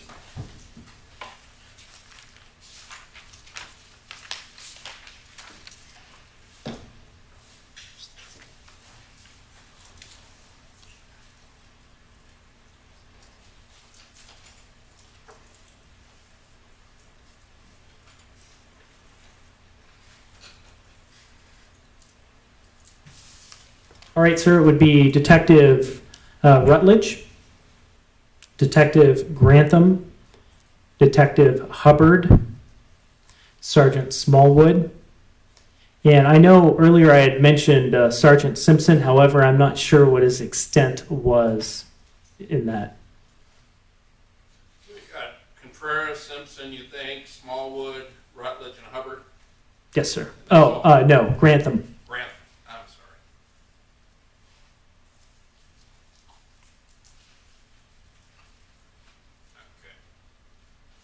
Okay. Now you referenced all of them being present, and it's your recollection, at least you never searched any of the outbuildings around the residence, is that right? That's correct. Okay. To your knowledge, did anyone, Not that I know of. now your search warrant, I'm sure, based upon my experience in dealing with search warrants, is it includes not only the main building, but any outbuildings, right? Within contiguous to the residence you're searching, right? I don't know, and I do not recall what the specific limitations were for that search warrant. Certainly would, normally you would you not also in your warrant request to be able to search any outbuildings contiguous to the property? I don't think I completely understand your question, sir. Sure. Have you authored very many search warrants? Absolutely. Have you ever done a search warrant for a residence? Yes, sir. And in the language of the search warrant, when you're requesting to have the search warrant issued for a residence, don't you also request to be able to search any outbuildings, such as storage buildings? Yes, sir. Okay, that's what I'm talking about. You understand now? So there were outbuildings other than just the main residence in the second residence behind the front residence, correct? Yes. Okay. But you don't know the extent of your warrant and what areas you could search at the time you were doing the searching. Is that right? No, that's not correct. Okay. Did you understand that the warrant included any outbuildings that were contiguous to the residence you were searching? I don't remember if the search warrant had that or not. And so we're also clear this is a search that was conducted on November 18th of 2014. Is that right? Yes, sir. Now, you also mentioned that some of the area that was searched was the garage. Is that right? Yes, sir. Okay. Was that actually physically searched by yourself or by other detectives? Both. Okay. What areas in the garage did you physically search? Well, I walked through nearly every square foot of that garage. Mm-hmm. So as far as, I mean, what your definition is of search, is it physically walking through it or picking up boxes? Well, during the course, you're doing a search, and I'm sure you were briefed on what type of case you were doing a search for, right? Absolutely. Okay, I'm probably at the Boron substation, right? Yes, sir. And I'm certain Sergeant Simpson briefed you on what it is that you were trying to locate, if anything, right? Yes, sir. Okay. And you were aware that this was a homicide involving the use of a firearm, right? Yes, sir. Okay. Now, when you searched the garage, what areas in the garage, in other words, did you search boxes, any type of container in the garage? Yes, sir. Okay. What containers did you search personally? I personally looked inside of at least one cardboard box, and I personally looked inside of at least one trash can. And that was it? Well, that's the only one I'm willing to testify to right now that I have document or photographs of. Okay. Or that you recall. Would that be accurate? Yes. Okay. And certainly in your report, you would have documented any other areas or any other containers you might have searched within the garage, right? Not necessarily. No, you would not? Not necessarily.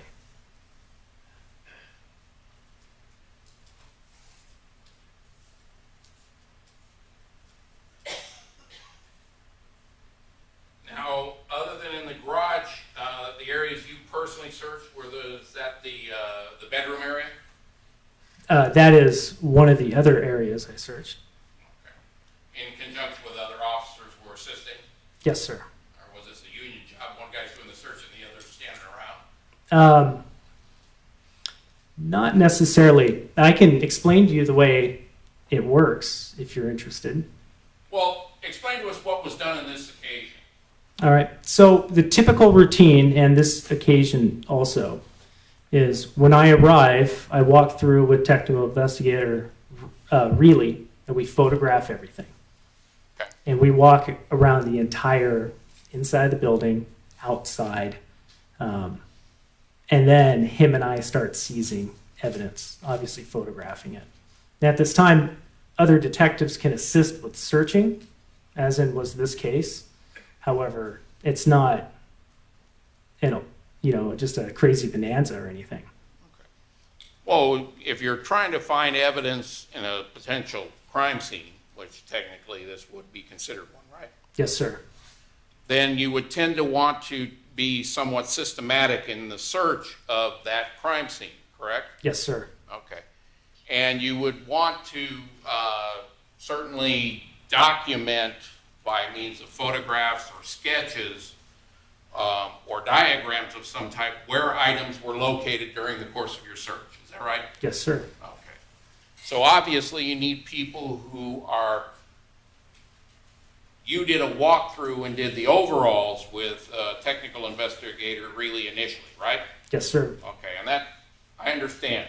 You want to get a overall as to the condition of the residence at the time you entered, right? Yes, sir. Then, during the course of the search, you're searching through certain locations, and then you're making observations as to what you believe could be relevant. Is that right? Yes, sir. And then you remove those items from wherever you find them, and you document them by photographing them and that type of stuff. Is that right? Not necessarily. Okay. You wouldn't photograph the items, say, in place where you found them first?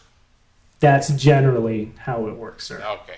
Then, if you needed a clearer photograph, you might remove them and, say, spread them out on a bed or on a sheet or something along those lines so you could see them, be able to observe those items more clearly. Would that be accurate? Yes, sir. Okay. And that's kind of what you did in this instance, right? Yes, sir. Did you and the detectives you were working with on that particular day remove all the items that were in the garage and search all the containers within the garage? No.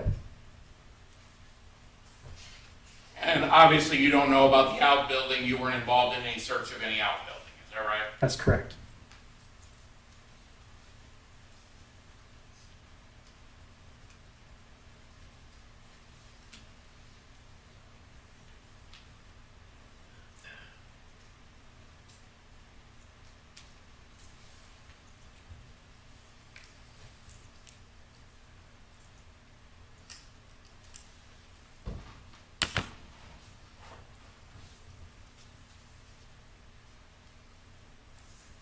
If I may approach. Please. Fortunately, I guess the court does not have any gloves. I don't necessarily. I don't have any gloves on me either, sir. I was afraid of that. There was an item of evidence you took out of the bag, and you said you thought that was the note. Is that right? Well, we had two different items that came out of there. We There was have the the one with Post-it. the large folded up note. That would be there, sir. Okay, and that was in this particular, and Yes. this was the Post-its that you found in the shorts also. Is that right? Yes, sir. Okay, all right, thank you. Just want to be sure which one was which. Thank you. No further questions at this time, Your Honor. Nothing else, Your Honor. Thank you. Just step down, Detective, thank you.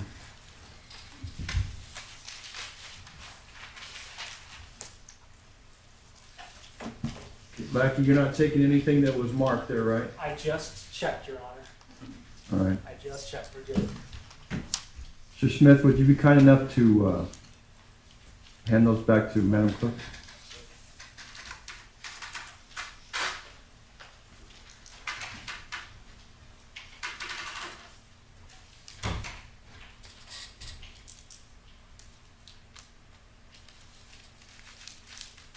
Thank you.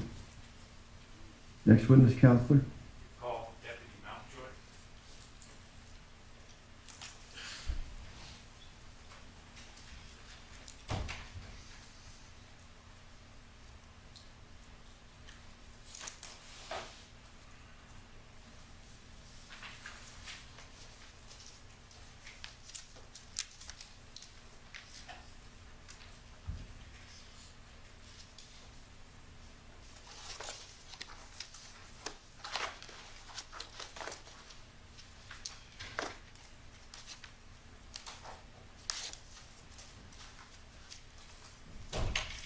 Sir, could you step up to the podium, raise your right hand and be sworn, please? You do solemnly state that the testimony you shall give in this matter shall be the truth, the whole truth, and nothing but the truth, so help you God? Yes, I do. Come on, have a seat.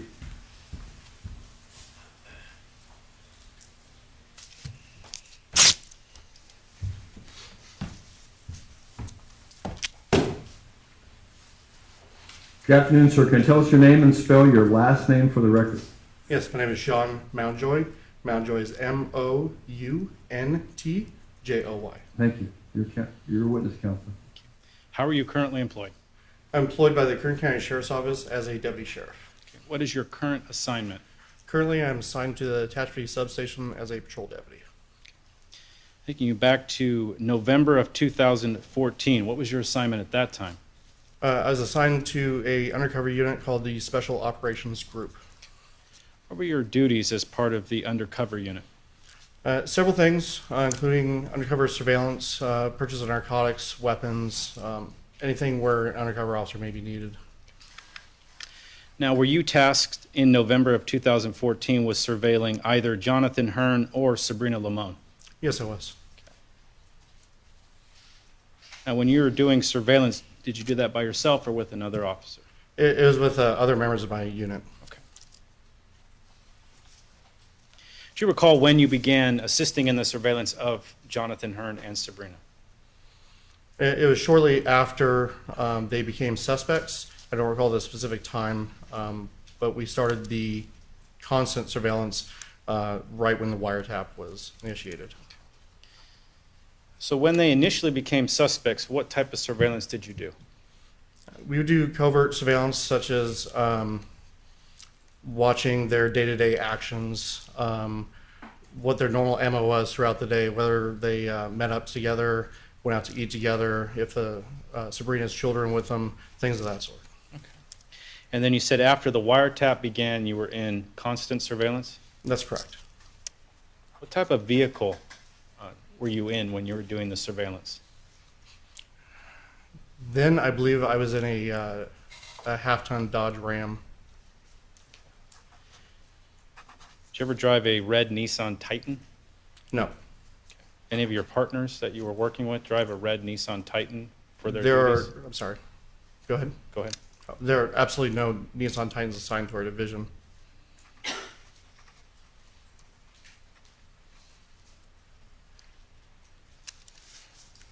During the time of your surveillance, did you ever observe Jonathan Hearn and Sabrina Limon together? Yes, on several occasions. Where at? In one instance, we were at Round Table Pizza, I believe in Apple Valley, where I ate dinner basically right next to them. Do you know the date when you did that? Or at least the time frame? It was within the first week of the wiretap, I'd say. I don't recall a specific date. And the wiretap began in the first week of November, correct? Yes, it did. 2014? Yes.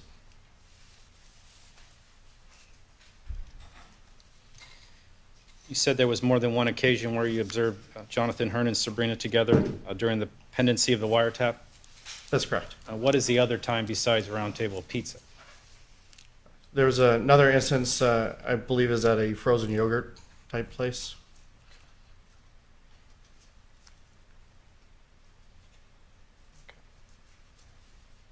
Now, when you're doing the surveillance, are you relaying information back to the detectives, or what's the purpose? Basically, surveillance is for intelligence gathering, just to figure out anything we can about them. Of course, confirming relationships with one another or other people that we're unaware of. Maybe different friends, families, associates. It's essentially just intelligence gathering and, of course, a potential for evidence gathering if the option arises. Okay. Now, were you aware of the time whether or not Jonathan Hearn and Sabrina Limon were in a relationship? I'm sorry, one more time? Were you aware whether or not, for sure, that Jonathan Hearn and Sabrina Limon were in a relationship when you were surveilling them? I was definitely convinced they were in a relationship.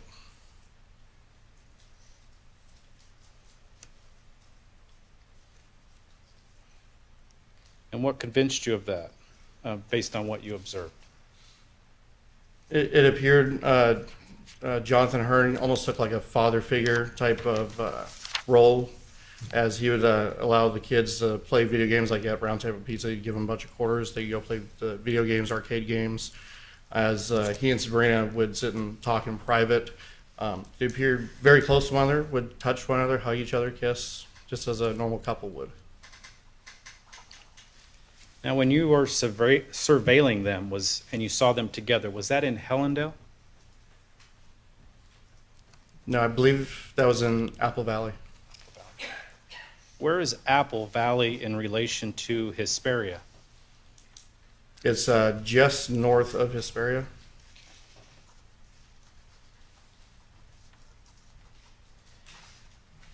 During any of your surveillance, did you see Sabrina Limon and Jonathan Hearn together in either Hesperia or Hellendale? I don't recall any specific times, no.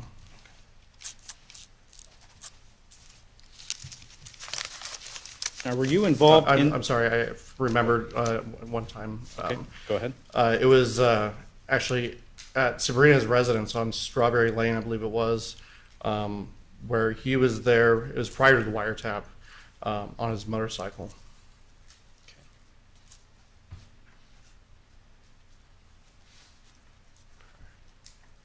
How long prior to the wiretap did you make this observation?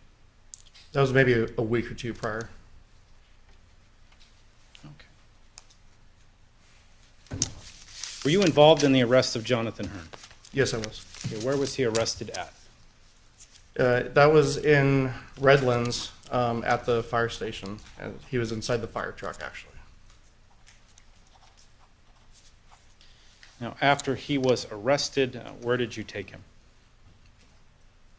We transported him up to Atalano, where a additional deputy, patrol deputy, had picked him up, and then transported him to the Boron substation. Were you involved in the arrest of Sabrina Limon? Yes, I was. See her in court today? Yes, I do. Describe her location, what she's wearing, please. Yes, she is seated to my left, wearing a black sport coat next to counsel. Indicating for the record the defendant. And where were you when you arrested Miss Limon? That was in Hellendale at the elementary school. What time was it when you arrested Miss Limon? I believe it was morning, maybe early afternoon. After you made the arrest, what did you do? We transported her to the Boron substation. It was Sergeant Harbour and I, and then we drove down to the fire station. Okay. So your first arrest was Sabrina Limon. Your second arrest was Jonathan Hearn. That's correct. Now, did you seize any items from Jonathan Hearn? Yes, he had a cell phone on him. I believe his wallet. I don't recall any other items specifically. Okay, staying with the cell phone. Do you recall what type of cell phone it was? Yes, it was an iPhone. Okay. Did you book that item or provide it to another deputy? I provided to the deputy that was transporting Jonathan up to the Boron substation.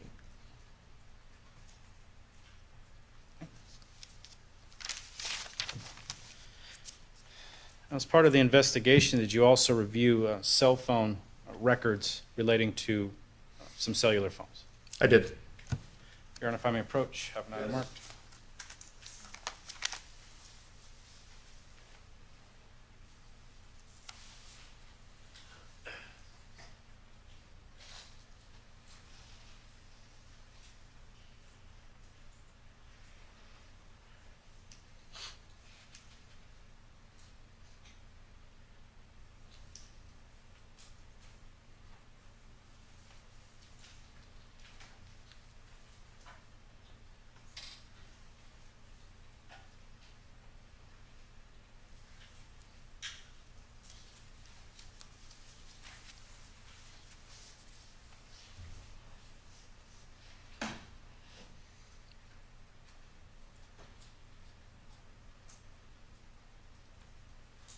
Equals 18 and 19 mark next in order.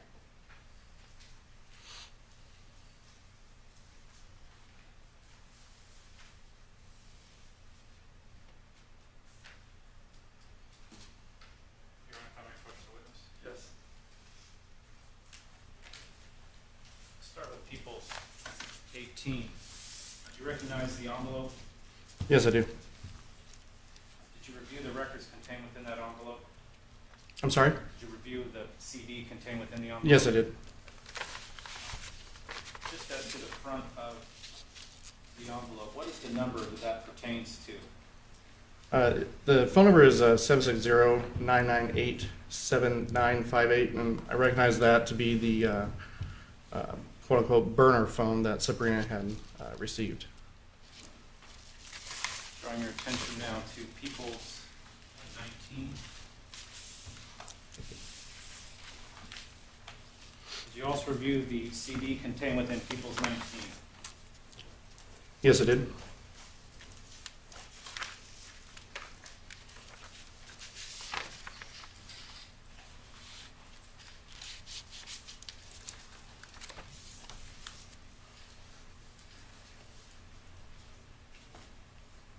You could provide me the CD that came out.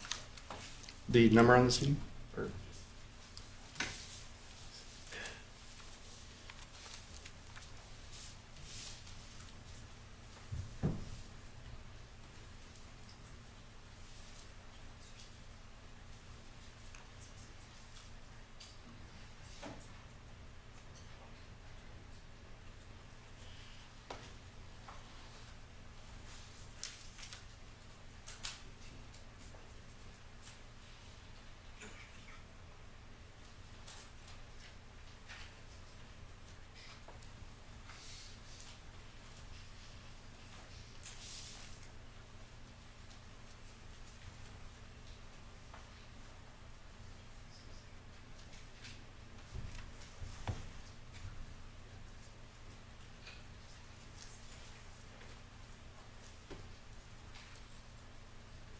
Were those marked previously, counsel, from a different hearing? Yep.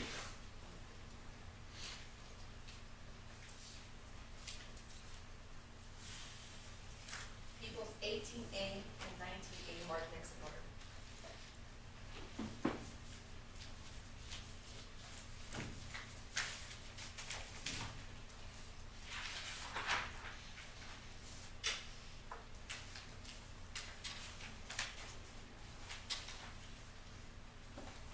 Your Honor, I would request People's 18 and 18A be moved into evidence at this time. They are certified or subpoenaed records that were received at the court. People's 18 and 18A received from Verizon Wireless. There is an affidavit attached noting it's for the mobile phone number of 760-998-7958. Terry, you've had a chance to see those. Yes. Any objection? Submitted. They'll be admitted, counsel. I would also request in relation to 19 and the CD 19A, that is in relation to the phone number 760-987-3569, received from T-Mobile Wireless. There's also an affidavit attached to the front of that envelope. Terry, you've seen those? Yes. Any objection? Submitted. They'll be admitted.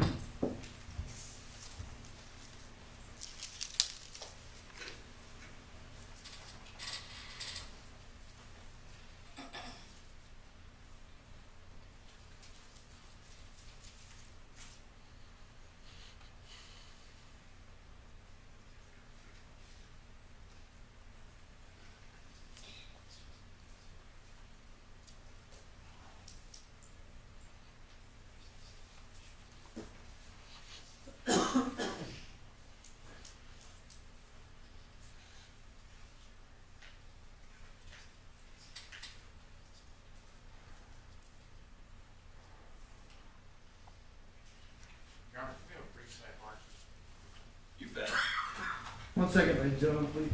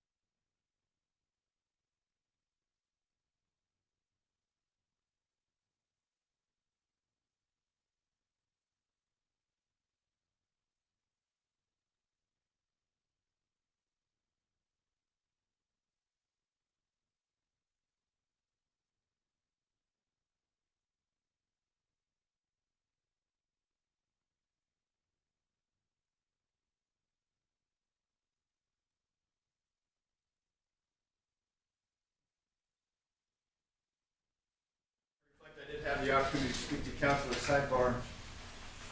Mr. Terry needs to make a copy of that, ladies and gentlemen, which apparently he can do here in court, so hold on one second, okay?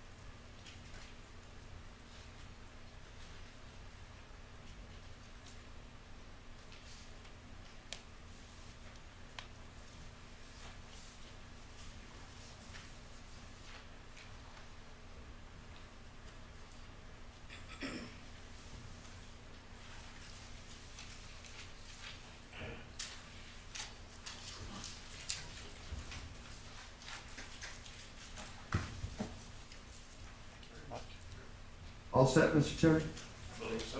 Very good, thank you. Sir Smith, you'd like to continue? I can approach them. You bet.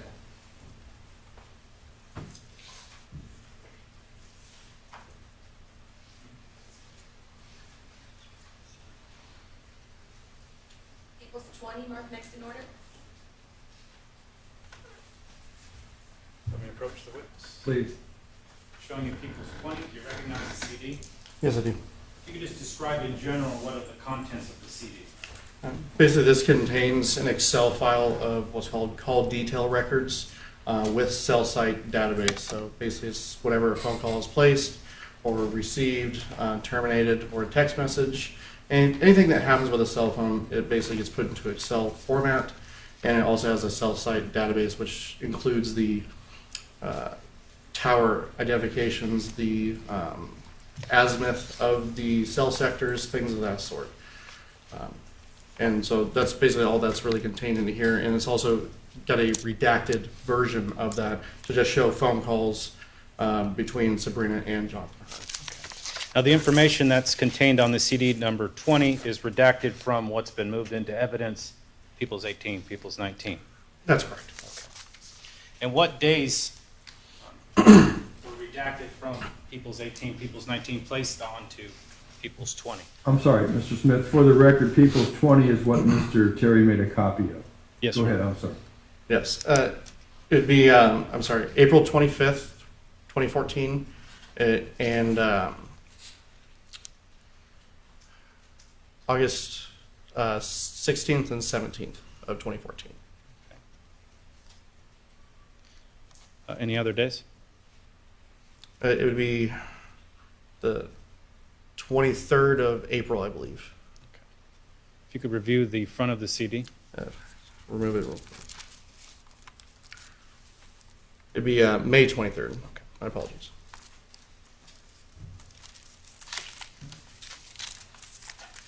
Now, when you were, I guess, taking the Excel spreadsheet from the entirety of the records down to a redacted, what information did you use to filter? Essentially, you use a filter option on Excel. You click on it, it brings a drop-down menu, and you can just unselect all phone numbers and then just select the two phone numbers that you want to, during that time, and then you also select the dates that you want. And so it just eliminates anything that you don't need, so you can focus on specific dates or times. Your Honor, I would request People's 20 be moved into evidence at this time, be allowed to publish. Any objection, Mr. Terry? Submitted. To be admitted. Permission granted, counsel.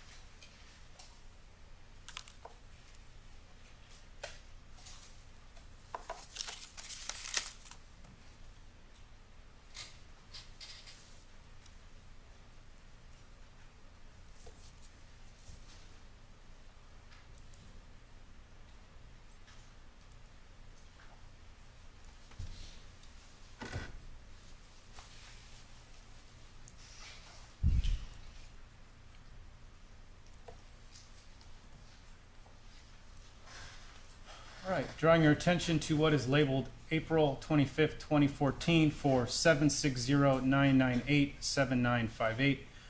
What phone does that pertain to? That's Sabrina's burner phone. Opening up the spreadsheet, if you could just describe what we're looking at. Basically, I'm not 100% sure if I can read it from here, but the far left column, it says the network element name. That's more or less the antenna's name for that various section where the cell towers are located. The mobile directory number, that's just the phone number, including area code. The dialed digit numbers, that's specifically what the device was dialed. Whatever somebody pressed in the phone, that's what's going to show up there. I believe the next one's call direction. Yes, call direction. Call direction, that's basically just describing was an incoming or outgoing phone call. That would be the seizure date and time. Seizure date and time is simply the date and time that was made. Most of the time, the records will be in like UTC or GMT time, which we then later convert to be Pacific Standard Time. The seizure duration, that'll be the amount of time that they were on the phone in seconds, specifically for T-Mobile records. The first serving cell site, that will be in reference to if you make a phone call and you're driving down the road, that's the first cell tower that you're connected to. And then if there's a second, there'll be a switch and it'll be your second serving cell tower. Or here it refers to as the last serving cell tower. I can't read the last two columns. It says last serving a cell face and calling party number. Okay, so the last serving cell face, that will be the antenna or cell sector in which it hit. So there's basically three sides to a cell tower typically, and they cover around 120 degrees each to cover a full 360 degrees.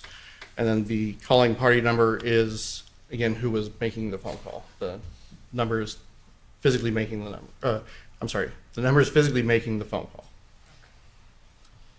So just to step through, starting with the first line, the phone number 998-7958 dialed the number 760-987-3569 on April 25th and spoke for 955 seconds or about 15 minutes. That's correct.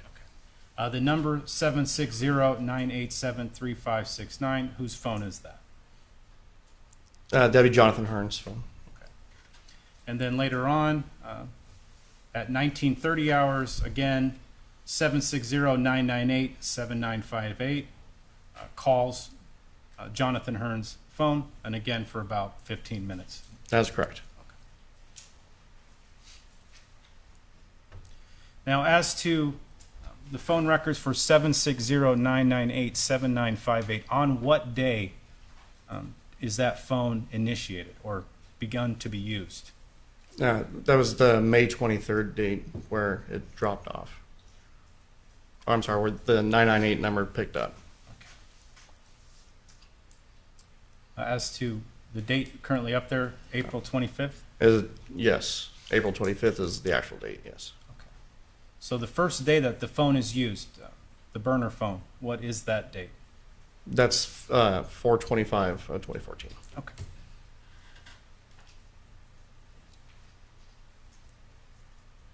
And moving on to what's labeled May 23rd, 2014, for the phone number 760-987-3569, opening up that spreadsheet.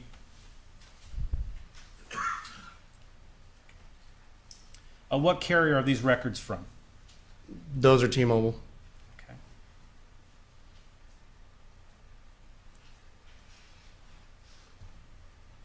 And this has the similar information of what you've testified to as to start time and what phones are making those calls, correct? That is correct. Now, when you did the redacted version, you selected calls between Jonathan Hearn's phone and Sabrina's burner phone, correct? That is correct.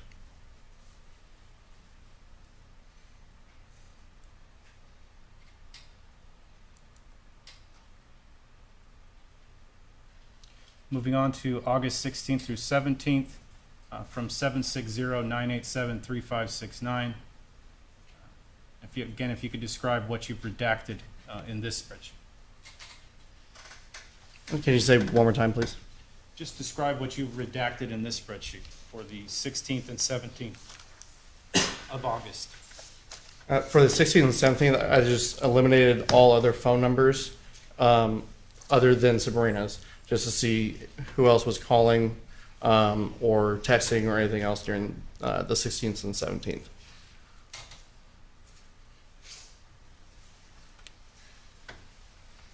Now, based upon Jonathan Hearn's phone and the number 998-7958, did you check into the call frequency between Jonathan Hearn and Sabrina Limon? Yes, I did. And what method did you do that with? Basically by doing this redaction there for the various dates, just to see if there was a drop-off, like from phone calls or text messages or picture messages, anything of that sort. I just select each one of those options and select or unselect them to see if there was any other changes from any other day. Now, what time frame did you use to check the frequency between a phone belonging to Jonathan Hearn and a phone belonging to Sabrina Limon? For the total records, I did what's up there, the June through September.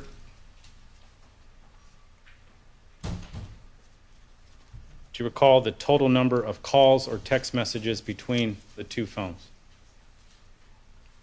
Total? Yes. I don't recall the exact number, no. Did you write that in your notes at some point? Yes, I did. Did you bring that with you today? I do not have those with me.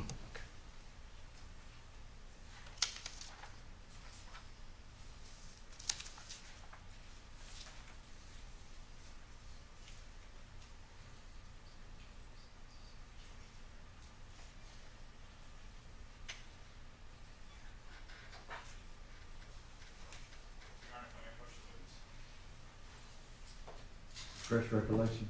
Yes, All right. Do you recognize the notes contained there? I do. Is a copy of your notes? Yes, they are. Okay. Would those assist in refreshing your recollection as to the review that you did of the cellular phones that have been admitted under Peoples 18 and 19? Yes. Now, for call frequency, what is the time frame that you used to check how many calls have been made between a phone belonging to Jonathan Hearn and a phone belonging to Sabrina Limon? I'm sorry, can you say it one more time? The call frequency between Jonathan Hearn and Sabrina Limon, what time frame did you look into? I'll have to look at this for just a moment to figure it out. That would refresh your recollection. It would.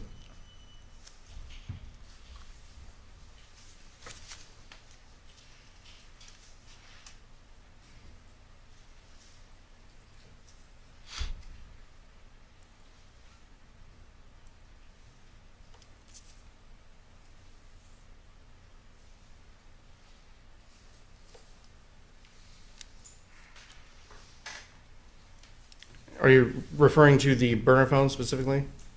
Or To any phone associated with Sabrina Limon? I have a couple of different times. I have from 11/22/13 to 3/11/14. That was on Sabrina's personal phone, and I've got another time frame from 4/25/14 to 6/1/14.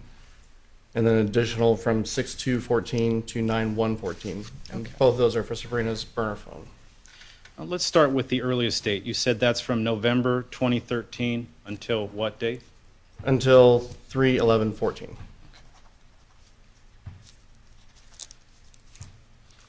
And what is the call frequency between Jonathan Hearn's phone and a phone associated with Sabrina Limon on the records you reviewed? There was about 526 phone calls for that time period. Does that include text messaging? Yes, it does. Now, moving on to the date from April 25th, you said through June 1st, is that correct? That is correct. Okay. Now, what phone are you reviewing at that time? That would be Sabrina's burner phone, the 998.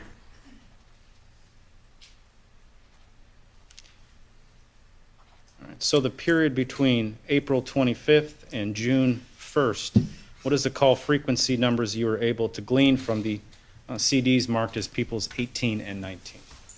There was 1,600 calls and text messages.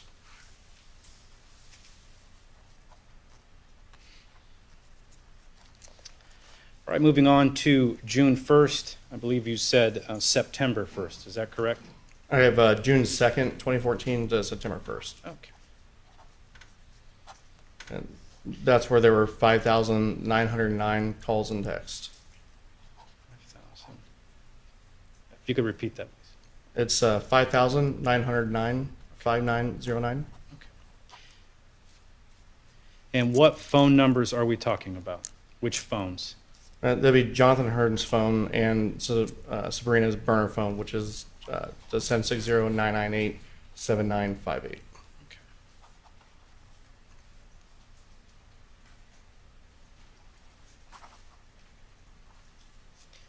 And all these numbers that you provided, the phone calls, those are phone calls or text messages. That's correct. Does that also include like multimedia text or just text messaging? It will include the MMS. Okay. What is MMS? That's basically the picture message. When you're trying to send a picture of anything, that's what the message is actually called. Okay. Nothing further. Terry?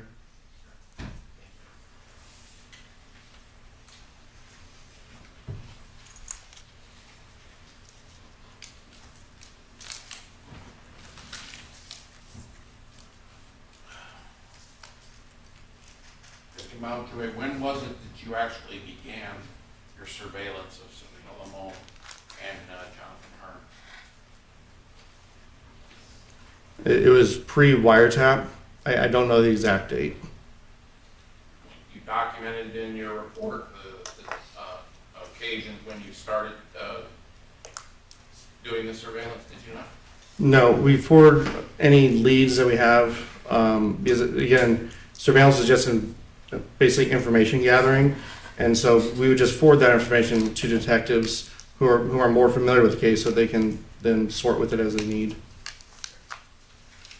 And you'd indicated, I think it was on direct, that there was no deputies involved that were using a red Titan pickup, is that right? That's correct.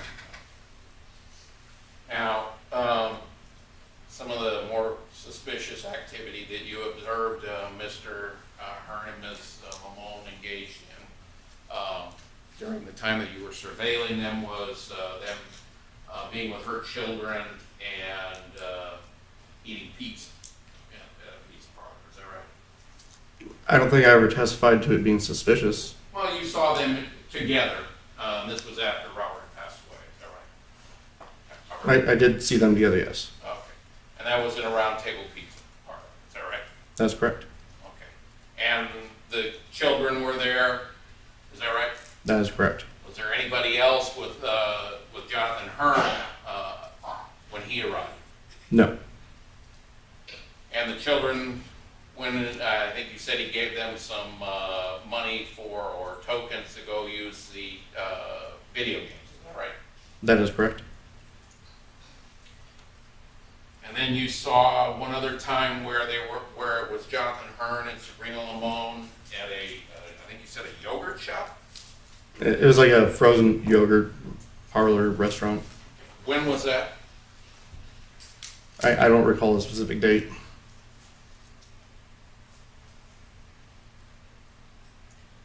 And both of these contacts were in, I think you said Apple Valley, is that right? That is correct. Okay. But you didn't document it in any report that when you saw them or what location in Apple Valley, is that right?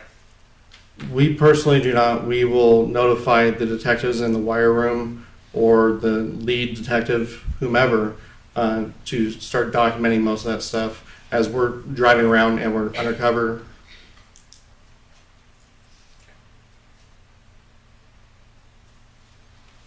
Now, with regards to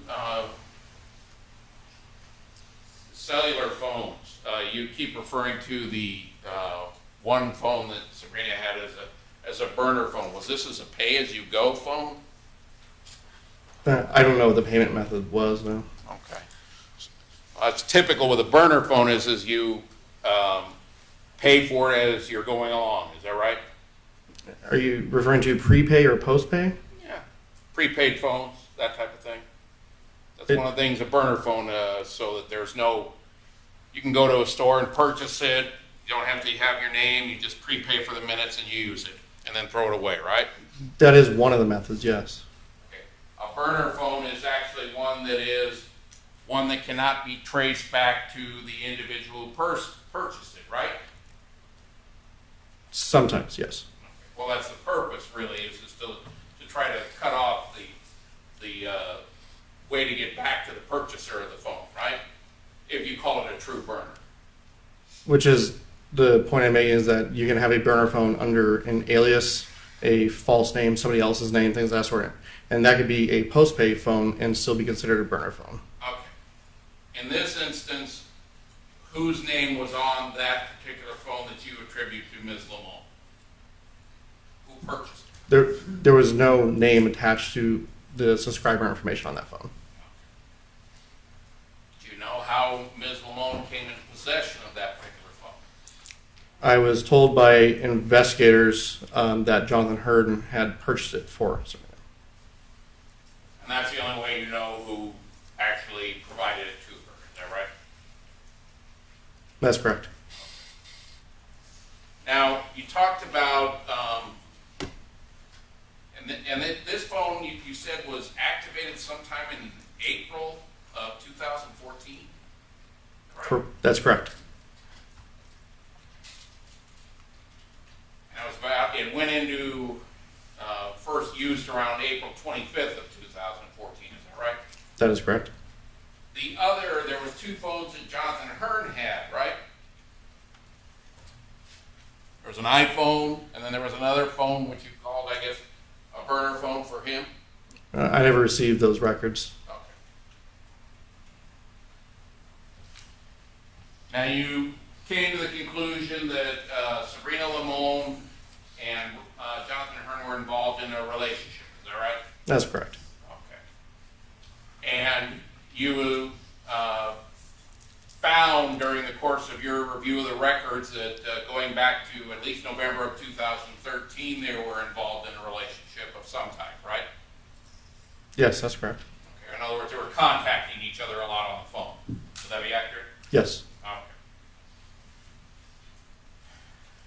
And then in March of 2014, you didn't see the same activity on her regular cell phone that you'd seen before, contact between her and Jonathan Hearn. Is that right? That's correct. In other words, at some point from March until the end of April, there was not the contact between the two of them, at least their phones. Is that right? It switched to the other phone. Yes. Okay. The contact between the two of them. That is correct. Okay. And were you aware that sometime in March of 2014 that Robert Limon had found out that Sabrina was still seeing Jonathan Hearn? Yes. And so one of the reasons that they had, or at least Jonathan Hearn supplied her with another phone, was because they were continuing with their relationship in some way, correct? That would be a reasonable conclusion. Objection is what, counsel? As phrased, sustained. You know whether or not, in fact, that was whether or not they purchased, or Jonathan Hearn purchased that phone so he could maintain contact with Sabrina alone without her husband knowing. Objection, speculation. Overruled. You can answer. I can't make an honest opinion on that because I don't know what their thought was at the time.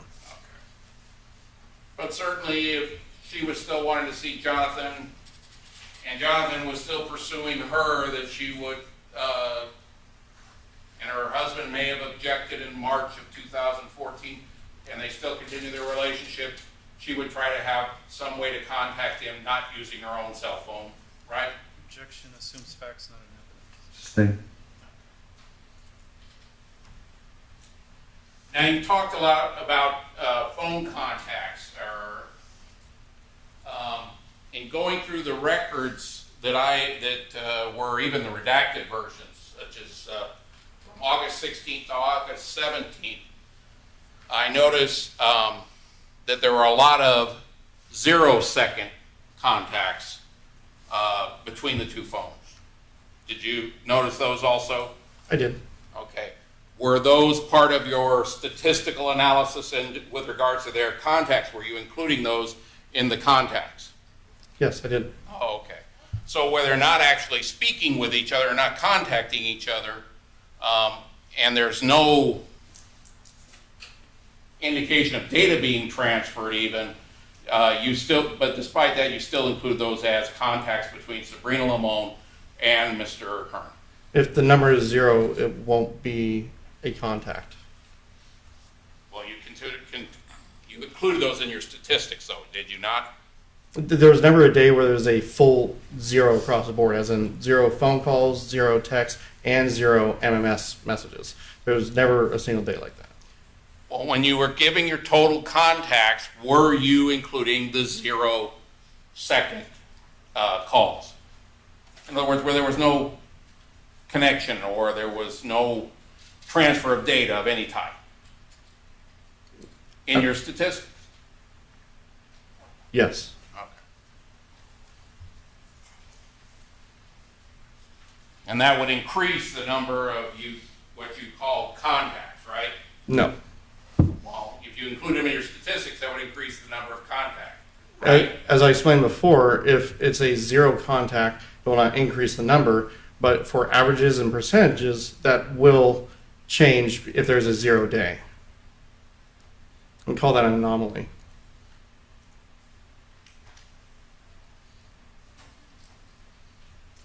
Mr. Terry, I hate to interrupt you, sir. Is that a good spot? It's a good spot, Your Honor. Okay. We'll call it a day. Have everybody back tomorrow morning at 9. Remember not to form or express any opinion or discuss the case. We'll see you back at 9 o'clock. Have a good evening.